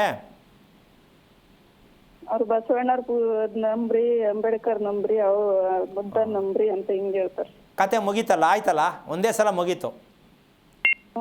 ಹಾಂ. ಈಗ ಅಂಬೇಡ್ಕರ್ ನಂಬ್ಕಳಿ, ಬಸವಣ್ಣ ನಂಬ್ಕಳಿ ಅಂದರೆ ನಾವೇನು ಹೇಳೋಕ್ಕಾಗಲ್ಲ. ಏನಮ್ಮ, ಇವರು ಬಸವಣ್ಣಂಗೆ ಸಿಂಗಲ್ ಆಗಿ ಇರಬೇಕು. ಯಾವ ಥರ ಪಾಲನೆ ಮಾಡ್ಯಾರ ಆ ಥರ ಇರ್ರಿ ಅಂತ. ಹಂಗಾರೆ ಮದುವೆ ಬೇಡ, ಹಂಗೆ ಇರಿ ಅಂತ ನಿಮ್ಮ ಅಪ್ಪನೇ ಅಪ್ಲಿಕೇಶನ್ ಹಾಕ್ತಂಗೆ ಆಯ್ತಲ್ಲ. ಅವ್ರು ಹಂಗೆ ಬ್ರೋಕರ್ಗೆ ಹೇಳಿ ಹುಡುಕ್ತಾರೆ. ಏನು ಬೇಡ, ನೀನು ಮದುವೆ ಅಂತ ಒಂದು ನಿಮಿಷ ಕೇಳಿಸ್ಕೊ. ಮದುವೆ ಅಂತ ನಾನು ಮಾಡ್ಕೊಳ್ಳೋದು ಯಾವುದೇ ಕಾರಣಕ್ಕೂ ಮಾಡ್ಕೊಳ್ಳಲ್ಲ. ನನ್ನ ಆರೋಗ್ಯ ಚೆನ್ನಾಗಿಲ್ಲ. ನೀವು ಮನೆಯನ್ನು ಸರಿ ಮಾಡಿಕೊಂಡು ಅಪ್ಪ ಅಮ್ಮ ಸರಿ ಹೋದರೆ ಮದುವೆ ಮಾಡ್ಕೋತೀನಿ ಅಂತ ಕಂಡೀಷನ್ ಹಾಕೋದಕ್ಕೆ ಪ್ರಯತ್ನ ಮಾಡು. ನಂಬರ್ 1. ಎರಡನೇದು, ಬಸವಣ್ಣನೋ ಅಂಬೇಡ್ಕರೋ ಅದು ಎರಡನೇ ವಿಷಯ. ನಾನು ಹೇಳೋದು, ಮನುಷ್ಯನ ಬದುಕು ಎಲ್ಲರೂ ಬಸವಣ್ಣ, ವಿವೇಕಾನಂದ, ರಾಮಕೃಷ್ಣ ಆಗೋಕ್ಕಾಗಲ್ಲ. ಆಗೋಕ್ಕಾಗತ್ತೇನಮ್ಮ? ಮತ್ತು ಅದನ್ನು ಅವ್ರು ನೋಡು ಅಂದರೆ ಏನು ಅರ್ಥ? ಅದು ದೇವ್ರಂಗೆ ಇದ್ಬಿಡು, ಏನು ಮಾಡಬೇಡ, ಏನು ತಿನ್ಬೇಡ ಅಂದ್ರೆ ಏನರ್ಥ? ಹಾಂ. ಅವ್ರು ನಾನು ಹೇಳಿದ್ದೆ ಸರಿ, ನಂಗೆ ನಡ್ಕೊಂತಾರೆ. ನೀನು ಹೆಂಗಾರು ಮಾಡಿ ತಂದೆನ ಬಗ್ಗಿಸೋಕ್ಕೆ ಪ್ರಯತ್ನ ಮಾಡಪ್ಪ. ಭಯ ಆಕತ್ರಿ. ಅಪ್ಪಾಜಿ ಭಾಳ ಎದುರಿಸ್ತತ್ರಿ, ನಮಗೆ ಹೊಡಿತೈತಿ. ಹಂಗಿದ್ಮೇಲೆ ಏನು ಮಾಡೋಕ್ಕಾಗಲ್ಲ. ನಿಮ್ಮ ತಮ್ಮಂದು ಅಕೌಂಟ್ ಓಪನ್ ಆದಾಗ ನಿಮ್ಮ ಅಪ್ಪನಿಗೆ ಬುದ್ಧಿ ಬರ್ಬೋದು ಅನ್ಕೋತೀನಿ. ಅವನು ಹೇಳ್ತಾನೆ ಸರಿಯಾಗಿ ಉತ್ತರನ. ನೀನು ಹೇಳೋಕ್ಕಾಗಲ್ಲ. ಅದಕ್ಕೆ ಅಂತ ಹುಟ್ಟವನವನು. ಅಪ್ಪನಿಗೆ ಬುದ್ಧಿ ಕಲ್ಸೋಕ್ಕೆ ಅಂತ ಹುಟ್ಟವನೆ. ಬೀದಿಗೆ ಎಳಿತಾನಲ್ಲ, ಜಗಳ ಮಾಡ್ಕೊಂಡು ಬೀದಿಗೆ ನಿಂತಾಗ ನಿಮ್ಮಪ್ಪ ಹೋದಾಗ ಗೊತ್ತಾಗತ್ತೆ ನಾನು ಬಸವಣ್ಣಂಗೆ ಇರಬೇಕು ಅಂದೆ ಯಾಕೆ ಹಿಂಗಾಯಿತು ಅಂತ. ಅವತ್ತು ನಿಮ್ಮಪ್ಪ ಯೋಚನೆ ಮಾಡಬೇಕಾಗತ್ತೆ. ನಿನ್ನ ತಮ್ಮನ ಕೈಲಿ ಬುದ್ಧಿ ಕಲ್ಸೋಕ್ಕಾಗತ್ತೆ, ನೀನು ಬುದ್ಧಿ ಕಲ್ಸೋಕ್ಕಾಗಲ್ಲ. ನಿನ್ನ ದೇವ್ರ ಥರ ಇದ್ಬಿಡು, ಬಸವಣ್ಣಂಗೆ ಇದ್ಬಿಡು. ನೀನು ಹುಟ್ಟವನೇ ಅದಕ್ಕೋಸ್ಕರ ಬುದ್ಧಿ ಕಲ್ಸೋಕ್ಕೆ. ಅರ್ಥ ಆಯ್ತಾ? ಅಷ್ಟೇ, ಏನು ಮಾಡೋಕ್ಕಾಗಲ್ಲ. ಏನು ತಲೆ ಕೆಡಿಸ್ಕೊಬೇಡ. ಸುಮ್ಮನೆ ಆರಾಮಾಗಿ ಯಾವ್ದಾರು ಒಂದು ದೇವಸ್ಥಾನ ಇದ್ದರೆ ಹೋಗ್ಬಿಟ್ಟು ಒಂದು ನಿಮಿಷ ಕೇಳಿಸ್ಕೊಮ್ಮ. ಯಾವ್ದಾರು ಒಂದು ದೇವಸ್ಥಾನ ಇದ್ದರೆ ಆಂಜನೇಯಂದೋ ಶಿವಂದೋ ಯಾವ ದೇವಸ್ಥಾನ ಇದೆ ಅಲ್ಲಿ ಹೋಗು. ಏನಾದ್ರು ಒಂಚೂರು ಸೇವೆ ಮಾಡು, ಅಲ್ಲೇ ಒಂದಷ್ಟು ಟೈಮ್ ಪಾಸ್ ಮಾಡು. ಮನೆಗೆ ಬಾ, ಅಡುಗೆ ಮಾಡ್ಕೊ, ಟೈಮ್ ಸರಿಗೆ ಊಟ ಮಾಡು, ವಾಕ್ ಮಾಡು, ನೆಮ್ಮದಿಯಾಗಿ ಇದ್ಬಿಡು. ಏನು ಕೆಣ್ಕಕ್ಕೆ ಹೋಗಬೇಡ. ನಿನ್ನ ತಮ್ಮ ಇದಕ್ಕೆ ಬುದ್ಧಿ ಕಲ್ಸೋಕ್ಕೆ ಬಂದಿದ್ದಾನೆ, ಕಲಿಸ್ಕೊತಾನೆ. ಅವತ್ತು ನಿನ್ನ ಜ್ಞಾಪಕ ಮಾಡ್ಕೋತೀಯ ಯಾವ ಥರ ಬುದ್ಧಿ ಕಲಿಸ್ತಾನೆ ಅಂತ. ಅವತ್ತು ನಿಮ್ಮ ಅಪ್ಪನಿಗೆ ಗೊತ್ತಾಗತ್ತೆ ನಾನೇನು ಅನ್ಕೊಂಡೆ ಏನಾಯಿತು ಅಂತ. ಒಳ್ಳೇದಾಗಲಿ ತಾಯಿ, ಯೋಚನೆ ಮಾಡಬೇಡ. ಓಕೆ, ಧನ್ಯವಾದಗಳು ಮೇಘನಾ ಕರೆ ಮಾಡಿದ್ದಕ್ಕಾಗಿ. ಇದೀಗ ಹರಿಹರದಿಂದ ನಾಗವೇಣಿ ಅಂತ ಹೇಳಿ ಕಾಲರ್ ಇದ್ದಾರೆ. ನಮಸ್ಕಾರ ನಾಗವೇಣಿ. ನಮಸ್ತೆ ಮೇಡಮ್. ಟಿವಿ ನೋಡ್ತಾ ಮಾತನಾಡ್ತಿದ್ರೆ ದಯಮಾಡಿ ವಾಲ್ಯೂಮ್ ಮ್ಯೂಟ್ ಮಾಡಿ, ಇಲ್ಲ ಕರೆ ಕಟ್ ಆಗುತ್ತೆ. ಯಾರ ಬಗ್ಗೆ ಕೇಳಬೇಕಾಗಿತ್ತು ಹೇಳಿ? ಸ್ವಲ್ಪ ಜೋರಾಗಿ ಮಾತನಾಡಿ. ನಕ್ಷತ್ರವನ್ನ ತಿಳಿಸಿ. ನಮ್ಮ ಬಗ್ಗೆನೇ ಕೇಳ್ಬೇಕಿತ್ತು ಮೇಡಮ್. ಓಕೆ, ನಕ್ಷತ್ರ ತಿಳಿಸಿ. ಅನುರಾಧ ನಕ್ಷತ್ರ, ನಾಗವೇಣಿ ಅಂತ. ಗುರುಗಳಿದ್ದಾರೆ, ನಿಮ್ಮ ಪ್ರಶ್ನೆ ತಿಳಿಸಿ. ಹಲೋ. ಹಲೋ, ಹರಿ ಓಂ ಗುರುಜಿ. ನಾರಾಯಣ. ನಾಗವೇಣಿ ಏನು ಓದಿರೋದು? SLC. ಓಕೆ, ಏನು ಕೇಳಬೇಕು ಅಂತ ಮಾಡ್ದಮ್ಮ?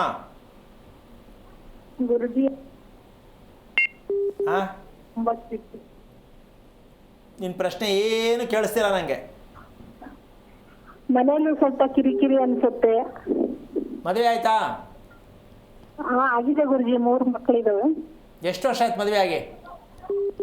ಮದುವೆ ಆಗಿ 19 ವರ್ಷ ಈಗ ರನ್ನಿಂಗ್. ಕೊನೆ ಮಗು ನಕ್ಷತ್ರ ಯಾವುದು? ಕೊನೆ ಮಗು ಅಖಿಲೇಶ್ ಅಂತ, ಭರಣಿ ನಕ್ಷತ್ರ ಅಂತ ಹೇಳಿದ್ರು ಸರ್. ಎಷ್ಟು ವಯಸ್ಸು ಮಗುಗೆ? ಈಗ 4ನೇ ವರ್ಷ ತುಂಬಿ 4 ವರ್ಷ ತುಂಬಿ 5ರ ಬಿದ್ದೀವಿ. ತಿಲಕ್ ಅಂತ ಹೆಸರಾ? ಅಖಿಲೇಶ್ ಅಂತ. ಓಕೆ, ಈಗ ಮಗು ಹುಟ್ಟಿದ ಮೇಲೆ ನಿಮ್ಮ ದಾಂಪತ್ಯದ ವಿಚಾರಗಳು ನಿನ್ಗೆ ಅರ್ಥ ಆಗಿದೆಯಾ? ಆ ಮಗು ಹುಟ್ಟಿದ ಮೇಲೆ ಮೊದಲು ಹೇಗಿತ್ತು, ಮಗು ಹುಟ್ಟಿದ ಮೇಲೆ ಗಂಡ ಹೆಂಡತಿ ವಿಚಾರ, ಹಣಕಾಸಿನ ವಿಚಾರ, ನೆಮ್ಮದಿ ವಿಚಾರ ಅರ್ಥ ಆಗಿದೆ ನಿಮಗೆ? ಪ್ರಾಬ್ಲಮ್ ಅನಿಸ್ತದೆ. ಅಲ್ಲಮ್ಮ, ಆ ಮಗು ಭರಣಿ ನಕ್ಷತ್ರ ಮಗು ಹುಟ್ಟಿದ ಮೇಲೆ ಮೊದಲಿದ್ದಂಥ ಸ್ಥಿತಿ ನಿಮ್ಮ ಯಜಮಾನರು ನಿಮ್ಮ ಹತ್ರ ನಡ್ಕೋತಾ ಇದ್ದಿದ್ದು, ಹಣಕಾಸು ಸಂಪಾದನೆ ಮಾಡ್ತಾ ಇದ್ದಿದ್ದು, ಇದು ಪ್ಲಸ್ಸಲ್ಲಿ ಇದೆಯಾ ಮೈನಸ್ಸಲ್ಲಿ ಇದೆಯಾ? ಹಂತವಾಗಿ ಮೈನಸ್ ಕಾಣಿಸ್ತಾ ಇದೆ ಸರ್. ಅಮ್ಮ, ಹಂತವಾಗಿ ಮೈನಸ್ ಇರ್ಬೋದು ಅಂತ. ಈಗ ನಿಮ್ಮ ಯಜಮಾನರಿಗೆ ಇದರ ನಂಬಿಕೆ ಇದೆಯಾ? ಅದು ಸ್ವಲ್ಪ ನಂಬಿಕೆ ಕಮ್ಮಿ ಗುರುಜಿ. ಮತ್ತೆ ಹೆಂಗೆ ಮದುವೆ ಮಾಡ್ಕೋತೀರಾ? ಇವೆಲ್ಲ ಕೇಳಬೇಕಲ್ವಾ? ಫಾರಿನವ್ರು ಒಬ್ರು ಪಾಕಿಸ್ತಾನ. ಏನಮ್ಮ ಕೇಳಿಸಿಲ್ಲ, ಸರಿಯಾಗಿ ಹೇಳು. ಲವ್ ಮ್ಯಾರೇಜ್ ಆಗಿದ್ದು ಗುರುಜಿ, ಅದು ಇಷ್ಟಪಟ್ಟಿದ್ವಿ. ಅಯ್ಯೋ, ಲವ್ ಎಲ್ಲೋಯ್ತು ಅಂತ ನನಗೆ ಇವಾಗ ನೋವು ಆಗೋಗೈತೆ. ಲವ್ ಇತ್ತು, ಈಗ ನೋವು ಯಾಕಾಯ್ತು? ಅದೇ ಅರ್ಥ ಆಗ್ತಾ ಇಲ್ಲ ಗುರುಜಿ. ಅಲ್ಲ, ಈ ಕೆಲವ್ರು ಹೇಳ್ತಾರಮ್ಮ ಲವ್ ಯಾಕೆ ಮಾಡ್ತೀರಾ ಅಂದರೆ ಅರ್ಥ ಮಾಡ್ಕೊಳಕ್ಕೆ ಲವ್ ಮಾಡ್ಬೇಕಂತೆ. ಅಲ್ಲ, ಅವರಪ್ಪ ಅಮ್ಮ ಮದುವೆ ಮಾಡ್ಕೊಂಡು 25 ವರ್ಷ ಆಗಿರುತ್ತೆ, ಅವ್ರಿಗೆ ಅರ್ಥ ಆಗಿರಲ್ಲ.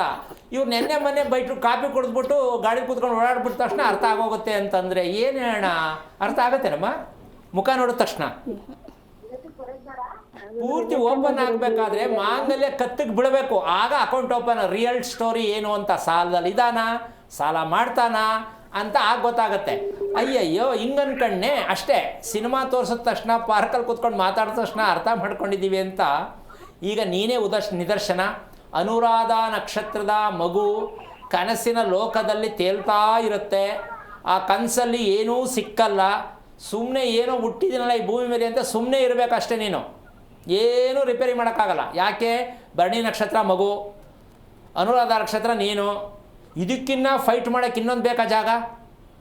ಊಟ ಮಾಡೋಕ್ಕೆ ಬಡ್ದಾಟ, ಮಲ್ಕೊಳಕ್ಕೆ ಬಡ್ದಾಟ, ಜೀವನದಲ್ಲಿ ನೆಮ್ಮದಿ ಅನ್ನೋದು ಜೀವನದಲ್ಲಿ ಸಿಕ್ಕೇ ಇಲ್ಲ. ಅಮ್ಮ, ಏನು ಅನ್ನಿಸ್ತಾ ಇದೆ ನಾನು ಹೇಳ್ತಾ ಇರೋದು? ಹಲೋ, ನಾನು ಹೇಳಿದ್ದು ಕೇಳಿಸ್ತಾ? ಕೇಳಿಸ್ತಾ ಗುರುಜಿ, ಹಾಗೆ ಆಗಿರೋದಿಲ್ಲ. ಈಗ ಅದನ್ನು ರಿಪೇರಿ ಮಾಡ್ಕೊಳ್ಳೋಕ್ಕೆ ನಿಮ್ಮ ಯಜಮಾನರ ಮೂಲಕ ಆಗತ್ತೆ ಅಂತೀಯಾ, ಇಲ್ಲ ಕಷ್ಟ ಅಂತೀಯಾ? ಸ್ವಲ್ಪ ಕಷ್ಟ ಅನ್ಸುತ್ತೆ ಗುರುಜಿ. ಓಕೆ, ನಿನಗೆ ತಂದೆ ತಾಯಿ ಇದ್ದಾರಾ? ತಾಯಿ ಇಲ್ಲ ಗುರುಜಿ, ತಂದೆ ಇದ್ದಾರೆ. ಈಗ ನೋಡಮ್ಮ, ನಿಂದು ಅಕೌಂಟ್ ಅಲ್ಲಿದೆ. ನಿಮ್ಮ ಅಮ್ಮನಿಗೆ ಊಟ ಆಗ್ತಾ ಇಲ್ಲ, ನಿಮ್ಮ ಅಪ್ಪ ಹ್ಞೂ ಆಗ್ತಾ ಇಲ್ಲ. ಈಗ ಸರಿನಾ ಇದು ಮಾಡಿರೋದು? ಸುಮಂಗಲಿ ತಾನೇ ಹೋಗಿರೋದು? ಏನ್ ಗುರುಜಿ? ಮುತ್ತೈದೆ ಹೆಂಗ್ ಸರ ನಮ್ಮ ಸತ್ತಿರೋದು? ಹ್ಞೂ. ಮತ್ತೆ ನೀನ್ ತಾನೇ ಏನು ಸುಮ್ಮನೆ ಇದೆಯಲ್ಲ, ಇದನ್ನ ಮಾಡೋದ್ ತಾನೇ ಹೇಳದ ತಾನೆ ನಿಮ್ಮ ಅಪ್ಪನಿಗೆ? ಮಾಡ್ಬೇಕು ಗುರುಜಿ, ಬಟ್ ಅಲ್ಲಿ ಮನೇಲಿ ಒಂದ್ ಸ್ವಲ್ಪ ಸಮಸ್ಯೆ, ಮನೆ ಸರಿ ಇಲ್ಲ. ಅಲ್ಲ, ಮನೆ ಸರಿ ಇಲ್ಲದಕ್ಕೆ ಮುತ್ತೈದೆ ಹೆಂಗ್ಸ್ ಹೋಗಿರೋದು. ಮನೆ ಸರಿಯಾಗಿರೋ ಮುತ್ತೈದೆ ಏನಕ್ಕೆ ಹೋಗ್ತಾ ಇದ್ರು? ಆದ್ರೆ ಒಂದು ಕತೆ ಹೇಳ್ತಾರೆ ಕಣಮ್ಮ, ಮುತ್ತೈದೆ ಸಾವು ಭಾರಿ ಶ್ರೇಷ್ಠ ಅಂತ. ಏನೇನು ಕೇಳ್ತೀಯ ಕಪ್ರೂಪದ ವಿಚಾರಗಳು. ಮುತ್ತೈದೆ ಹಂಗಾರೆ ಎಲ್ಲ ಸತ್ತೋಗ್ಬಿಡಿ ವಿಷ ಕುಡ್ಕೊಂಡು. ಅರ್ಥ ಇದೆ ಇದರಲ್ಲಿ. ಮುತ್ತೈದೆ ಸಾವು ಭಾರಿ ಶ್ರೇಷ್ಠವಂತೆ. ಕೂತ್ಕೊಂಡು ಕತೆ ಆ ಶವದ ಮುಂದೆ ಕೂತ್ಕೊಂಡು ಮಾತಾಡ್ತಾರೆ. ಇನ್ನೇನು ಬೇರೆ ಕೆಲಸ ಇಲ್ಲ ಅಲ್ಲ. ನಾನು 1000 ಸಲ ಹೇಳ್ತೀನಿ, ಶವಕ್ಕೆ ಯಾರನ್ನೂ ಕರಿಬೇಡಿ. ಮುಖ್ಯವಾಗಿ ಮನೇಲಿ ಇರ್ತಿದ್ದ ಅಷ್ಟೇ ಜನ ತೊಗೊಂಡು ಏನು ಮಾಡ್ಬೇಕು ಮಾಡಿಬಿಡಿ ಅಷ್ಟೇ. ಅವ್ರಿಗೊಂದು ಕತೆ ಯಾಕಾಗಿತ್ತು, ಹೆಂಗೆ ಸತ್ರು, ಮನೇಲೆ ಸತ್ರ, ಒಯ್ತಾ ಸತ್ರ, ಈ ಕತೆ ಹೇಳೋಕ್ಕೆ ಒಂದು ಶವ ಇಟ್ಕೊಂಡು ಒಂದು ಅಂಗಡಿ. ಅವಳು ನೋಡ್ಕೊಂಡು ಇವಳು ಹೇಳೋದು, ಇವಳು ನೋಡ್ಕೊಂಡು ಅವ್ರು ಹೇಳೋದು. ಏನಾದ್ರು ಸಿಗುತ್ತಾ ಇದರಲ್ಲಿ? ಈ ಸತ್ಯವನ್ನು ಅರ್ಥ ಮಾಡ್ಕೊಳ್ಳೋದಕ್ಕೆ ಫಸ್ಟು ನಿಮ್ಮ ತಾಯಿಗೆ ಸಂಸ್ಕಾರವನ್ನು ರೀತಿಯಲ್ಲಿ ಸುಮಂಗಲಿ ಶ್ರಾದ್ದ ಮಾಡ್ತಕ್ಕಂಥ ವಿಚಾರದಲ್ಲಿ ನಿಮ್ಮ ಮನೆಯಲ್ಲಿ ಹೋಗಿ ಇದನ್ನು ಮಾಡಿಸ್ ನೋಡು. ಎಲ್ಲಿ ಮಾಡಬೇಕು, ಹೇಗೆ ಮಾಡಬೇಕು, ಯಮ್ಮ ಸತ್ತಿದ್ದ ದಿನ ಏನಿತ್ತು, ಇದೆಲ್ಲ ತಿಳ್ಕೊಂಡು ಮಾಡಿದ್ರೆ ಅಮ್ಮ ನಿನ್ನ ಗಂಡ, ನಿನ್ನ ಮನೆ ಕುಟುಂಬ, ನಿಮ್ಮ ಅಪ್ಪನ ಮನೆ ಎರಡೂ ರಿಪೇರಿ ಮಾಡಬೇಕು ಅಂದರೆ ನೀನು ಗಂಡು ಮಗನಾಗಿ ನಿಂತ್ಕೋಬೇಕು. ನಿಂತ್ಕೋತೀಯಾ?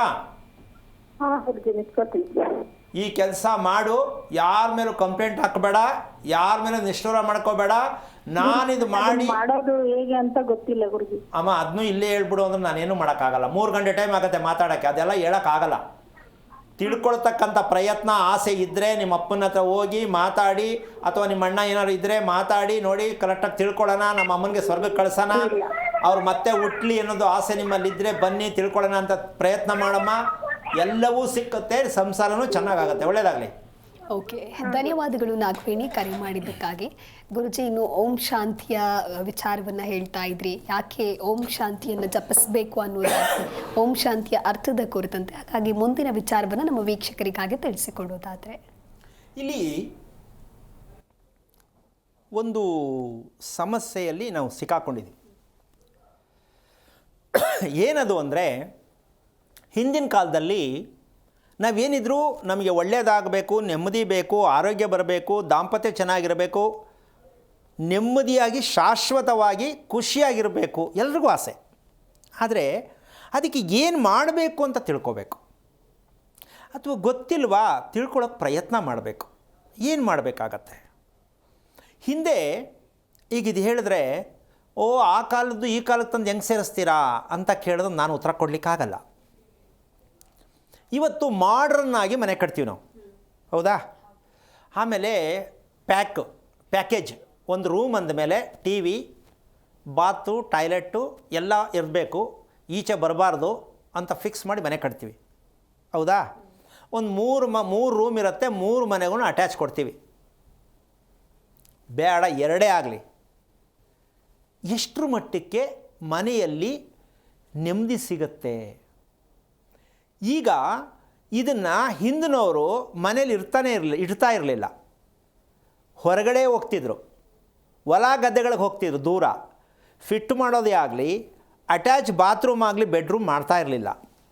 ಯಾಕೆ ಈ ಮಾತು ಬರ್ತಾ ಇದೆ ಇಲ್ಲಿ ಅಂದರೆ, ಹಾಗಾದರೆ ನಾವು ಈ ಕಾಲದಲ್ಲಿ ಚಂಬು ಬಕೆಟ್ ಇಟ್ಕೊಂಡು ಹೋಗೋಕ್ಕಾಗತ್ತಾ ಅಂತ ಅಂದ್ಕೊಳ್ಳೋದಲ್ಲ. ಮಾಡಬಾರ್ದು ಅಂತ ಹೇಳೋದಕ್ಕಿಂತ ಯಾವ ರೀತಿ ಇರಬೇಕು ಅಂತ ತಿಳ್ಕೊಳ್ಳಿ.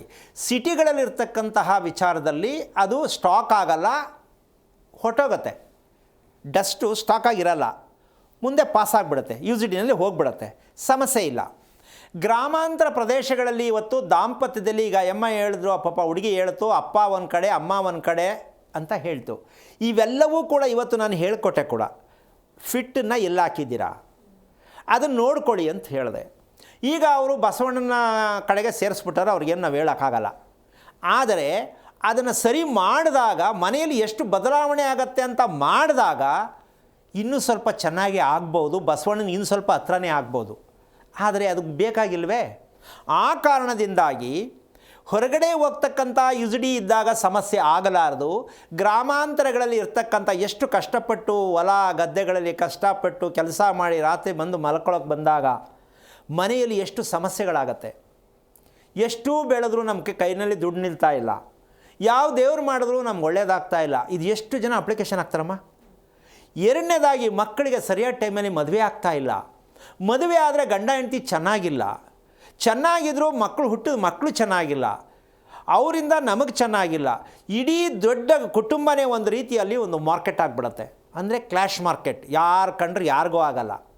ಈ ರೀತಿ ವೈಮನಸ್ಸಾಗೋದಕ್ಕೆ ಕಾರಣ ನಾವು ಕಟ್ಟಿರುವ ಮನೆಯಲ್ಲಿ ಅಟ್ಯಾಚ್ ಬಾತ್ರೂಮ್ ನಮಗೆ ಎಷ್ಟು ಸಮಸ್ಯೆಯನ್ನು ಕೊಡುತ್ತೆ ಅಂತಕ್ಕಂತಹ ಒಂದು ಲೆಕ್ಕಾಚಾರಕ್ಕೆ ಪ್ರತಿಯೊಬ್ಬರು ಅರ್ಥ ಮಾಡಿಕೊಂಡ್ರೆ ತುಂಬ ಒಳ್ಳೆಯದು.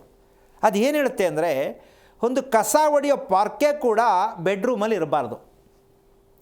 ಕಸ ಹೊಡೆಯೋ ಪರ್ಕೆ ಕೂಡ ಬೆಡ್ರೂಮಲ್ಲಿ ಇರಬಾರ್ದು. ಯಾಕೆ ಅಂದರೆ ಮಲಗುವ ಜಾಗದಲ್ಲಿ ಸುಖ ಅನುಭವಿಸ್ಬೇಕು, ನೆಮ್ಮದಿಯಾಗಿರಬೇಕು, ಗಂಡ ಹೆಂಡತಿ ಚೆನ್ನಾಗಿರಬೇಕು, ಯಾವಾಗಲೂ ಅನ್ಯೂನ್ಯತೆಗೆ ಮಾತಾಡಬೇಕು, ಪ್ರೀತಿ ಶಾಶ್ವತವಾಗಿರಬೇಕು, ಇಷ್ಟಪಡ್ತಾರೆ ತಾನೆ.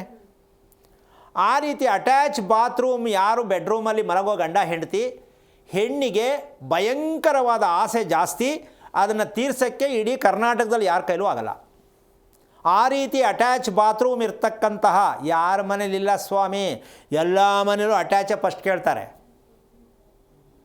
ಆದರೆ ನಾವು ನೆಮ್ಮದಿಯಾಗಿ ಬದುಕಬೇಕು ಅನ್ನೋರು ನಿಮ್ಗೆ ಕೇಳ್ದಂಗೆಲ್ಲ ಮನೆ ಕಟ್ಕೊಂಡ್ರೆ ನಿಮ್ಗೆ ನೆಮ್ಮದಿ ಹೆಂಗೆ ಬರುತ್ತೆ?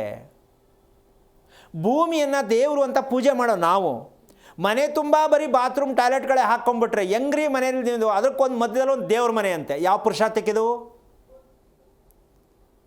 ಅಲ್ಲ, ಬೇಡವಾ? ಆದರೆ ಬೇಡವಾ ಅನ್ನೋದಕ್ಕಿಂತ ಹೆಚ್ಚಾಗಿ ಅಟ್ಯಾಚ್ ಇರೋದಕ್ಕೆ ಮೊದಲು ಮಧ್ಯದಲ್ಲಿ ಒಂದು ಬಾಗಿಲು ಕೊಡ್ತೀವಲ್ಲ, ಪೂರ್ವ ಪಶ್ಚಿಮ ಓಡಾಡ್ತೀವಲ್ಲಮ್ಮ ನಾವು, ಆ ಮಧ್ಯ ಭಾಗದಿಂದ ಆ ಭಾಗವನ್ನು ಒಂದು ಬ್ರೇಕ್ ಮಾಡಿದ್ರೆ ಅಟ್ಯಾಚ್ ಇದ್ದಂಗೆ ಇರುತ್ತೆ, ಬಟ್ ಬೆಡ್ರೂಮ್ಗೆ ಬಾತ್ರೂಮ್ ಸಪ್ರೇಟ್ ಆಗುತ್ತೆ. ಇದರಿಂದ ನಾವು ಪರಿವರ್ತನೆ ಮಾಡಿಕೊಂಡು ನೆಮ್ಮದಿಯಾಗಿರೋದಕ್ಕೆ ಅವಕಾಶ ಆಗತ್ತೆ. ಅದಕ್ಕೆ ಜಂಟಿ ನಾವು ಈಚೆ ಬರುವಂಗೆ ಇಲ್ಲ, ಅದು ಯಾವ ಮೂಲೆಗೆ ಹೋಗಿರುತ್ತೋ ಇದು ಟಾಯ್ಲೆಟ್ಟು, ಆ ದಿಕ್ಕಲ್ಲಿ ಟಾಯ್ಲೆಟ್ ಇರಬೇಕಾ ಬೇಡವಾ ಅಂತಕ್ಕಂಥ ದಿಕ್ಕಿನ ಹೆಚ್ಚಾಗಿ ಅದಕ್ಕೆ ಅಧಿಪತಿ ಯಾರು, ಆ ಮೂಲೆಗೆ ಮಾಸ್ಟರ್ ಬೆಡ್ರೂಮು ಸೌತ್ ವೆಸ್ಟ್ ಕಾರ್ನಲ್ಲಿ ಇರಬೇಕು ಅಂತ ಪುಸ್ತಕದಲ್ಲಿ ಬರವಣಿಗೆಯಲ್ಲಿ ಬರೆದುಬಿಟ್ಟಿದ್ದಾರೆ.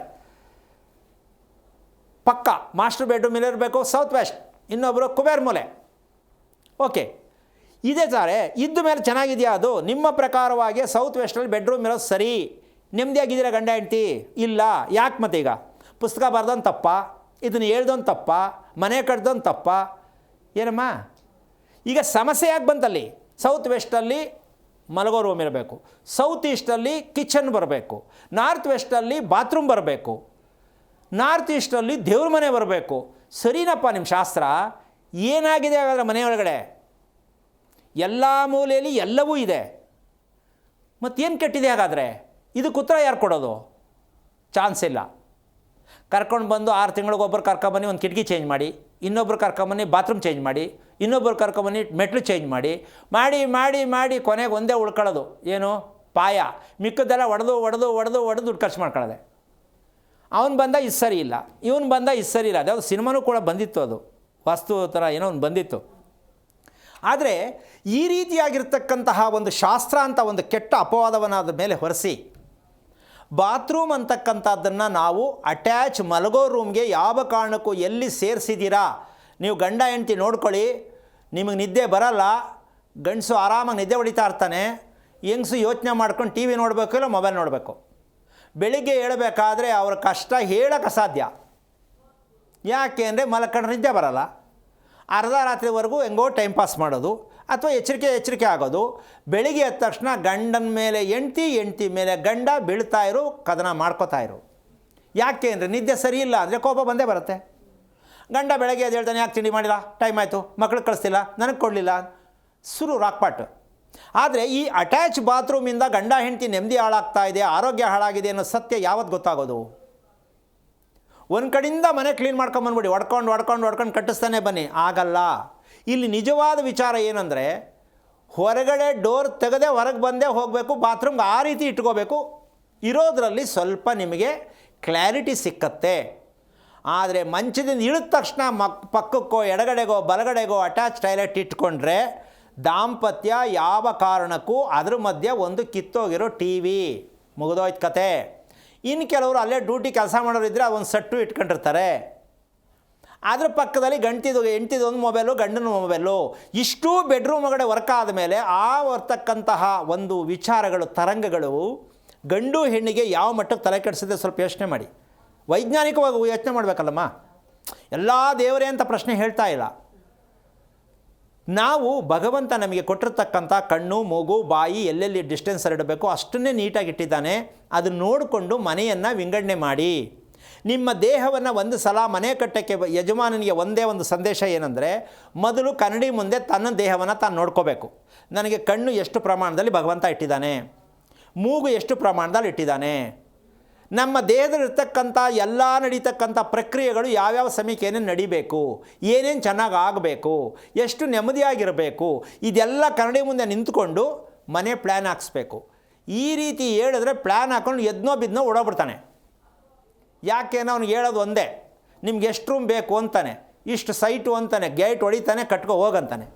ಆದರೆ ನಮಗೇನು ಅಂದರೆ ವಿಶಾಲವಾಗಿರಬೇಕು ಅನ್ನೋದು ಒಂದೇ ಗೊತ್ತೇ ಹೊರತು ವಿಶಾಲವಾಗಿರೋದೋ ಚಿಕ್ಕದಾಗಿರೋದೋ ಆ ಭಾಗವನ್ನು ನಾವು ಎಷ್ಟು ಮಟ್ಟಿಗೆ ಬಳಸಬೇಕು. ಪ್ಲ್ಯಾನ್ ಹಾಕೋರಿಗೆ ಗೊತ್ತಾ? ಪ್ಲ್ಯಾನ್ ಕೇಳೋರಿಗೆ ಗೊತ್ತಾ? ಇಲ್ವಲ್ಲ. ಮತ್ತು ಹಾಗಿದ್ದ ಮೇಲೆ ನಾವು ಶಾಸ್ತ್ರ ಕೇಳೋಕ್ಕೆ ಮನೆಯೊಳಗಳಿರುವಂಥ ಶಾಸ್ತ್ರಗಳು ಉತ್ಪತ್ತಿ ಆಗುತ್ತೆ. ಯಾಕೆ ಅಂದರೆ ಮಗಳ ಮದುವೆ ಆಗ್ತಾಯಿಲ್ಲ, ಮಗನ ಮದುವೆ ಆಗ್ತಾಯಿಲ್ಲ, ಮದುವೆ ಆಯಿತು ಸೊಸೆ ಹೊಂಟೋದ್ಲು, ಇಲ್ಲ ಮಗಳು ಬಿಟ್ಬಿಟ್ರು.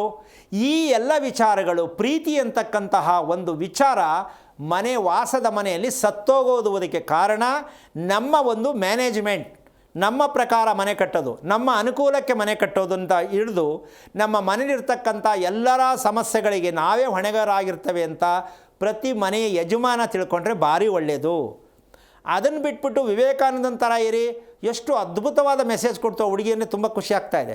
ಬಸವಣ್ಣನ ಥರ ಇರಿ, ರಾಮಕೃಷ್ಣ ಪರಮಹಂಸರ ಥರ ಇರಿ, ಶಿವಕುಮಾರ ಸ್ವಾಮೀಜಿ ಥರ ಇರಿ ಅಂದರೆ ನಾವೇನೂ ಇದಕ್ಕೆ ಉತ್ತರ ಕೊಡೋಕ್ಕಾಗಲ್ಲ. ಇಂತಿಂಥ ಜನ ಬೇಕಾದಷ್ಟು ಜನ ಇದೆ ಪ್ರಪಂಚದಲ್ಲಿ. ಆದರೆ ಬಸವಣ್ಣ ಹುಟ್ಟಿದ್ದು ನಾವು ಹುಟ್ಟಿದ್ದೀವಾ? ಇಲ್ಲ. ಅವ್ರು ಬಂದಿದ್ದೇ ವಿಚಾರ ಬೇರೆ, ನಮ್ಮ ಬಂದಿರೋ ದಾರಿನೇ ಬೇರೆ. ನಾವು ಏನೋ ಆಗಕ್ಕೆ ಹೋದಾಗ ಜೀವನ ಎಲ್ಲ ಸಾವಲ್ಲೂ ಕೂಡ ನಮಗೆ ನೆಮ್ಮದಿ ಸಿಕ್ಕಲ್ಲ. ಆದರೆ ಅವ್ರನ್ನ ಸ್ಮರಣೆ ಮಾಡ್ಕೋಬೇಕು, ಅವ್ರ ದಾರಿಯಲ್ಲಿ ನಡೆಯೋದಕ್ಕೆ ಪ್ರಯತ್ನ ಮಾಡಬೇಕೇ ಹೊರತು ಅವರಂತೆ ಅನುಕರಿಸ್ತೀನಿ ಅಂತಂದರೆ ಸಾಧ್ಯನೇ ಇಲ್ಲ. 2-3 ಜನ್ಮ ಎತ್ತಬೇಕಾಗತ್ತೆ.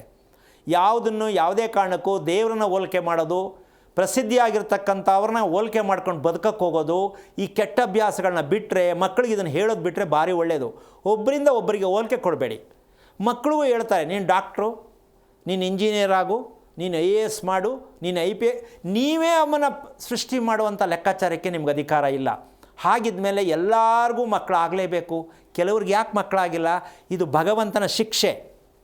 ಹಿಂದಿನ ಜನ್ಮದಲ್ಲಿ ನೀನು ಮಗುವನ್ನು ಪಡ್ಕೊಳ್ಳೋಕ್ಕೆ ಎಷ್ಟು ಔದ್ಗುಮ್ನ ಆಟ ಆಡಿ ಬೇಡ ಅಂತೇಳಿ ಅಭಾಷಣ ಮಾಡಿ ತೊಟ್ಟಿಲಿ ಬ್ಯಾಸ್ಕೆಟಲ್ಲಿ ಹಾಕಿರ್ತಕ್ಕಂಥ ಕರ್ಮದ ಫಲ ಈ ಜನ್ಮದಲ್ಲಿ ನಿನಗೆ ಮಗು ಇಲ್ಲ ಅಂತ ಪನಿಷ್ಮೆಂಟ್ ದೇವ್ರು ಕೊಟ್ಟಿರ್ತಾನೆ. ನಾವು ಆ ಮಗು ಮಾಡ್ಕೊಳ್ಳೋಕ್ಕೆ IAS IPF ಏನೇನೋ ಮಾಡ್ಕೋತಿರಲ್ಲ. ಯಾವ ಪುರುಷಾರ್ಥಕ್ಕಿದು? ಭಗವಂತ ಮಗು ಕೊಟ್ಟಿಲ್ಲ ಅಂದಮೇಲೆ ನಿಮಗೆ ಶಿಕ್ಷೆ ಅದು. ನೀವು ಅಂದ್ಕೊಂಡಿರ್ತೀರಾ ನಾವೇನು ಮಾಡೋದು ಯಾರಿಗೂ ಗೊತ್ತಿಲ್ಲ, 4 ಗೋಡೆ ಮಧ್ಯ ಅಂತ. ನಿಮ್ಮ ಕುಂಡಲಿಯನ್ನು ನೋಡಿದ್ರೆ ಎಲ್ಲ ಜಾಲಾಡಿಸ್ಬೋದು. ಎಷ್ಟು ಮಕ್ಕಳನ್ನ ನೀವು ಕೊಲೆ ಮಾಡಿದ್ದೀರಾ? ಎಷ್ಟು ಮಕ್ಕಳು ಅವೇ ಕೊಲೆ ಆಗಿದೆ ಅಂದರೆ ಅಭಾಷಣ ಮಾಡಿರೋದು. ಆಮೇಲೆ ಕೊಲೆ ಅಂತ ಅಂದರೆ ಬೇರೆ ತಿಳ್ಕೊಂಬಿಟ್ಟಿರಿ ದಯವಿಟ್ಟು. ಅಭಾಷಣ ಕೊಲೆ ಅಲ್ವೇನಮ್ಮ? ಇವರೇ ಮಾಡಿಸಿರ್ಬೋದು, ಅದೇ ಆಗಿರ್ಬೋದು, ಕೊಲೆನೇ. ಒಂದು ಮಗುವನ್ನು ಕೊಲೆ ಮಾಡಿದ್ರೆ ಇನ್ನೊಂದು ಮಗು ಹಿಂದೆ ಮುಂದೆ ಹುಟ್ಟಿದ್ದು ಯಾವ ಕಾರಣಕ್ಕೂ ಚೆನ್ನಾಗಿರಲ್ಲ. ಯಾಕೆ? ನಿಮಗೆ ಕೊಲೆ ಮಾಡೋಕ್ಕೆ ಅಧಿಕಾರ ಕೊಟ್ಟಿದ್ಯಾರು? ಮಗು ಬೇಕು ಅಂತ ನೀವು ಪಡ್ಕೊಳ್ಳೋಕ್ಕೆ ದೇವರು ನಿಮಗೆ ಅವಕಾಶ ಕೊಟ್ಟಿಲ್ಲ. ಹಾಗಿದ್ದ ಮೇಲೆ ಪ್ರಾಣ ಕೊಡೋಕ್ಕೂ ನಿಮ್ಗೆ ಗೊತ್ತಿಲ್ಲ, ಪ್ರಾಣ ತೆಗಿಯೋಕ್ಕೂ ನಿಮ್ಗೆ ಗೊತ್ತಿರಬಾರ್ದು. ಈ ಸತ್ಯವನ್ನು ಅರ್ಥ ಮಾಡ್ಕೋಬೇಕಂದ್ರೆ ಮನೆಯನ್ನು ನಾವು ಸರಿಯಾದ ಕ್ರಮದಲ್ಲಿ, ಸೈಟ್ ಎಷ್ಟಿದೆ ಅನ್ನೋದು ಮುಖ್ಯ ಅಲ್ಲ, ಆ ಇರೋ ಸೈಟನ್ನು ನಾವು ಹೇಗೆ ಬಳಸಬೇಕು ಅಂತ ತಿಳ್ಕೊಳ್ತಕ್ಕಂಥದ್ದು ಶಾಸ್ತ್ರೀಯ ಪದ್ಧತಿ ಆಗತ್ತೆ. ನಾವು ಯಾವ ಮೂಲೆಯಲ್ಲಿ ಯಾವುದು ಬರಬೇಕು ಅಂತ ಮಾಡ್ಕೊಂಡಿರೋರು ಎಷ್ಟು ಜನ ಬೇಕಾದ್ರೆ ಕೇಳಿ, ಯಾರು ನೆಮ್ಮದಿಯಾಗಿದ್ದಾರೆ ಕೇಳೋಣ. 4 ಮೂಲೆ ತಿಳ್ಕೊಂಬಿಟ್ಟು 4 ಮೂಲೆಗೆ 4 ಇದಾಕೊಂಬಿಟ್ಟು ನಾವು ಚೆನ್ನಾಗಿ ಬದುಕ್ತೀನಿ ಅಂದರೆ ಯಾಕೆ ಹೆಂಗೆ ಚೆನ್ನಾಗಿರ್ತೀರಾ ನೀವು? ಸಾಧ್ಯ ಇಲ್ಲ. ಮನೆ ಇರ್ತಕ್ಕಂಥ ನಿವೇಶನ ಎಷ್ಟು ಅಡಿ ಅಂತರದಲ್ಲಿದೆ, ಅದನ್ನು ಹೇಗೆ ನಾವು ಬಳಸಬೇಕು, ಬಳಸೋದ್ರಲ್ಲಿ ನಾವು ತಿಳ್ಕೊಳ್ತಕ್ಕಂಥ ಜಾಣ್ಮೆ ಇದೆಯಲ್ಲ, ಇದು ಶಾಸ್ತ್ರೀಯ ಪದ್ಧತಿ. ಅಂದರೆ ಸೂರ್ಯನನ್ನು ಚಂದ್ರನನ್ನು ಇವರಿಬ್ಬರು ನಮಗೆ ಯಾರೋ ಮಾಡದೇ ಇರತಕ್ಕಂಥ ದೇವರು ಅದಲ್ಲಮ್ಮ. ಇವರಿಬ್ಬರಿಗೆ ನಾವು ಬೆಲೆ ಕೊಡಬೇಕು ಮನೆ ಒಳಗಡೆ ಅಷ್ಟೇ. ಸೂರ್ಯನಿಗೆ ಬೆಲೆ ಕೊಡಿ, ಚಂದ್ರನಿಗೆ ಬೆಲೆ ಕೊಡಿ. ಇದು ಎರಡೂ ಇರ್ತಕ್ಕಂಥದ್ದು. ಬುದ್ಧಿ ಬರೋದು ಸೂರ್ಯನಿಂದ, ಮನಸ್ಸು ಚೆನ್ನಾಗಿರೋದು ಚಂದ್ರನಿಂದ. ಇದು ಎರಡನ್ನೂ ಸರಿಯಾಗಿ ಬ್ಯಾಲೆನ್ಸ್ ಮಾಡಿ ಕರ್ಕೊಂಡೋಗುವಂಥ ಬುದ್ಧಿವಂತನಾಗಿರ್ತಕ್ಕಂತಹ ಒಳ್ಳೆಯ ಬುದ್ಧಿ ಬರಬೇಕು ಅಂದರೆ ಗುರುಗ್ರಹದಿಂದ. ಆ ಗುರು ಬೃಹಸ್ಪತಿ ಅಂತ ಹೇಳ್ತೀವಿ. ಸೂರ್ಯ ಚಂದ್ರ ಆ ಕಡೆ ಈ ಕಡೆ ಕೊನೆ ಬಾಗಿಲಲ್ಲಿರ್ತಾರೆ. ಇವರು ಎರಡಕ್ಕೆ ಮಧ್ಯೆ ಕರೆಕ್ಟಾಗಿ ಬರ್ತಾರೆ ಗುರುಗ್ರಹ. ಅವರೇ ನಿಮಗೆ ಶುಭ, ಆರೋಗ್ಯ, ಸಮೀಕ್ ಮದುವೆ, ಸಮೀಕ್ ಮಗು, ಊಟ ಮಾಡೋಕ್ಕೆ ಕರೆಕ್ಟಾಗಿ ಟೈಮ್ ಸರಿಗೆ ಮನೆಗೆ ಬರೋದು. ಇಲ್ಲ ಅಂದರೆ 10 ಗಂಟೆಗೆ ತಿಂಡಿ ತಿನ್ನೋದು, 12ವರೆಗೆ ತಿಂಡಿ ತಿನ್ನಬೇಕಾಗತ್ತೆ. ಮಧ್ಯಾಹ್ನ ಊಟ 4 ಗಂಟೆಗೆ ಮಾಡಬೇಕಾಗತ್ತೆ. ರಾತ್ರಿ ಊಟ 10:30 11 ಗಂಟೆಗೆ ಎಲ್ಲ ಮಲ್ಕೊಂಡ್ಮೇಲೆ ತಿನ್ಕೊಂಡು ಮಲ್ಕೋಬೇಕಾಗತ್ತೆ. ಇದೆಲ್ಲವೂ ಸಮಯ ಪ್ರಜ್ಞೆಯನ್ನು ಹಾಳು ಮಾಡ್ತಕ್ಕಂಥದ್ದು ಯಾವುದು ಅಂದರೆ ಗುರುವಿನ ಅನುಗ್ರಹ. ಆ ಗುರು ಪಂಚಾಂಗದಲ್ಲಿ ಇಲ್ಲ, ನಿಮ್ಮ ವಾಸದ ಮನೆಯಲ್ಲಿ ಗುರುಗ್ರಹ ಇರೋದು. ಈ ಸತ್ಯವನ್ನು ಇವತ್ತು ಹೊಸ್ದಾಗಿ ಹೇಳ್ತಾ ಇಲ್ಲ, ಸಾಕಷ್ಟು ಕಾಲದಿಂದನೂ ಹೇಳ್ತಾ ಬರ್ತಾ ಇದ್ದೀನಿ. ಪಂಚಾಂಗದಲ್ಲಿರ್ತಕ್ಕಂಥ ಗ್ರಹಗಳಿಗಿನ್ನ ನಿಮ್ಮ ವಾಸದ ಮನೆಯಲ್ಲಿರುವಂಥ ಗ್ರಹಗಳನ್ನು ನೀವು ಗುರುತಿಸಲೇಬೇಕು. ನೀವು ಗುರ್ಸಕ್ಕೆ ನಿಮಗೆ ಗೊತ್ತಿಲ್ಲ. ಈಗ ಬೇರೆಯವರು ಅದಕ್ಕೆ ನಿಮಗೆ ಸಿಕ್ಕಲ್ಲ. ಮತ್ತು ಹೇಗೆ ನೆಮ್ಮದಿಯಾಗಿರ್ತೀರ ಸ್ವಲ್ಪ ಯೋಚನೆ ಮಾಡಿ. ಪ್ರತಿಯೊಂದಕ್ಕೂ ನಾವು ಸಮಸ್ಯೆ ಅಂದ್ಕೊಂಡೇ ಬದುಕ್ರೆ ತೃಪ್ತಿ ಯಾವಾಗ ಸಿಗುತ್ತೆ? ತೃಪ್ತಿ ಯಾವುದು ಅಂದರೆ ಮನೆ ಕಟ್ಟಿದಾಗ ತೃಪ್ತಿ ಅಂತ ಸಿಕ್ಕಿದ್ರೆ ಮನೆಯಲ್ಲಿ ವಾಸ ಮಾಡುವ ಎಲ್ಲರಿಗೂ ತೃಪ್ತಿ ಸಿಗುತ್ತೆ. ಅದು ಯಾವ ನಕ್ಷತ್ರದಲ್ಲೂ ಹುಟ್ಟಿರಲಿ. ಆದರೆ ಕೇಳಿಕೊಂಡು ಯೋಗ ಇದೆಯಾ ಅಂತಕ್ಕಂಥದ್ದಕ್ಕೆ ನಾನು ಯೋಗ್ಯತೆ ಅಂತ ಹೇಳಿದ್ದೀನಿ. ಕಾರಣ ನಿಮ್ಗೆ ಸ್ವಲ್ಪ ಭಯ ಜೊತೆಗೆ ಕೋಪ ಬರಬೇಕು. ಯಾಕ್ರಿ ಇಲ್ಲ ನಾವು ತಿಳ್ಕೊತೀವಿ. ಆ ಕೆಚ್ಚದೆಯನ್ನು ನೀವು ಓಪನ್ ಮಾಡ್ಕೊಳ್ಳಿ, ವಿಷಯವನ್ನು ತಿಳ್ಕೊಳ್ಳಿ. ತಾಳ್ಮೆಯಿಂದ ಇದನ್ನು ಫಸ್ಟು ನಿವೇಶನದ ಎಷ್ಟು ಅಳತೆ ಇದೆ ಈ ಅಳತೆಯನ್ನು ಕರೆಕ್ಟಾಗಿ ತಿಳ್ಕೊಂಡು ಇದನ್ನು ಯಾರು ಸರಿಯಾದ ಮಾಹಿತಿ ಕೊಡ್ತಾರೆ ಅಂತ ಫಸ್ಟು ಡಿಸೈಡ್ ಮಾಡಿ. ಸಿಕ್ಕದವ್ರ ಕಡೆ ಎಲ್ಲ ಹೋಗ್ಬಿಟ್ಟು ಕೇಳ್ಕೊಂಡು ಮನೆ ಕಟ್ಟಾದ್ಮೇಲೆ ಪರದಾಡಬೇಡಿ. ಇಡೀ ಕುಟುಂಬವ ನೆಮ್ಮದಿಯಾಗಿರಬೇಕು, ತೃಪ್ತಿಯಾಗಿರಬೇಕು ಅಂತಕ್ಕಂತಹ ಸತ್ಯಾಂಶವನ್ನು ನೀವು ನಿವೇಶನವನ್ನು ಬಳಸ್ತಕ್ಕಂಥ ಗೊತ್ತು ಗುರಿ ಇಲ್ಲದೆ ಇರತಕ್ಕಂಥ ರೀತಿಯಲ್ಲಿ ಮನೆ ಕಟ್ಟೋದನ್ನು ದಯವಿಟ್ಟು ಮಾಡಬೇಡಿ. ವಂಶ ಪಾರಂಪರ್ಯ ನೀವು ಮಾಡೋ ಸತ್ತೋಗ್ತೀರಾ, ನಿಮ್ಮ ಮಕ್ಕಳು ಅನುಭವಿಸ್ತಾರೆ, ಅವ್ರು ಸತ್ತೋಗ್ತಾರೆ, ಅವ್ರ ಮಕ್ಕಳು ಅನುಭವಿಸ್ತಾರೆ. ಇದೇ ಜನ್ಮಾಂತರದ ಕರ್ಮ ಆಗಿದೆಯೇ ಹೊರತು ನೀವು ಮಾಡಿರೋ ಮನೆ, ನೀವು ಕಟ್ಟಿರೋ ಮನೆಯೇ ಜನ್ಮಾಂತರ ಕರ್ಮನೇ ಹೊರತು ಏನೋ ಮಾಡಿಬಿಟ್ಟಿದ್ದೀನಿ, ಅನ್ಯಾಯ ಮಾಡಿದ್ದೀನಿ ಅಂತ ಯಾರು ಯೋಚನೆ ಮಾಡಬೇಡಿ. ನಿಮ್ಮ ಮನೆ ನಿಮ್ಮ ಜನ್ಮಗಳಲ್ಲಿರ್ತಕ್ಕಂಥ ಸತ್ಯಾಂಶವನ್ನು ತೆರೆದಿಡುತ್ತೆ. ಜೀವನದಲ್ಲಿ ನೆಮ್ಮದಿಯಾಗಿರಿ ಅಂತ ಹೇಳ್ತಾ ಕಾರ್ಯಕ್ರಮ ಮುಗಿಸ್ತಾ ಇದ್ದೀನಿ. ಜೈ ಶ್ರೀರಾಮ್. ಸರಿ ಗುರೂಜಿ, ಇನ್ನು ಸಾಕಷ್ಟು ವಿಚಾರವನ್ನು ನಮ್ಮ ಕಾರ್ಯಕ್ರಮದಲ್ಲಿ ವೀಕ್ಷಕರಿಗಾಗಿ ತಿಳಿಸ್ಕೊಟ್ಟಿದ್ದೀರಾ. ಧನ್ಯವಾದಗಳು ಗುರೂಜಿ ಕಾರ್ಯಕ್ರಮಕ್ಕೆ ಆಗಮಿಸಿದ್ದಕ್ಕಾಗಿ. ನೋಡಿದಿರುವ ವೀಕ್ಷಕರೇ, ನಮ್ಮ ಇವತ್ತಿನ ವಿಶೇಷ ಕಾರ್ಯಕ್ರಮದಲ್ಲಿ ದೇಹ ದೋಷ ಹಾಗೆ ಭೂಮಿ ದೋಷ ಸೇರಿದಂತೆ ಹಲವಾರು ವಿಚಾರಗಳನ್ನು ಬಹಳ ಅರ್ಥಪೂರ್ಣವಾಗಿ ಗುರೂಜಿ ತಿಳಿಸ್ಕೊಟ್ಟಿದ್ದಾರೆ. ಇದಾಗಿತ್ತು ಈ ಹೊತ್ತಿನ ವಿಶೇಷ. ನೋಡ್ತಾ ಇರಿ ಜೀ ಕನ್ನಡ ನ್ಯೂಸ್, ಸತ್ಯವೇ ಸುದ್ದಿಯ ಜೀವಾಳ. ಹೆಚ್ಚಿನ ಮಾಹಿತಿಗಾಗಿ ಸಂಪರ್ಕಿಸಿ ಶ್ರೀಮಾನ್ ಶ್ರೀ ಪುರುಷೋತ್ತಮ್ ದೇಶಿಕ್ ಗುರೂಜಿ, ಶ್ರೀ ಧರ್ಮ ಮಾರ್ಗ ಕಚೇರಿ, ನಂಬರ್ 532, ಮಲಥಳ್ಳಿ ಮುಖ್ಯ ರಸ್ತೆ, ಬೆಂಗಳೂರು 560056. ದೂರವಾಣಿ ಸಂಖ್ಯೆ 9148639933, 86189152331, 91082588834.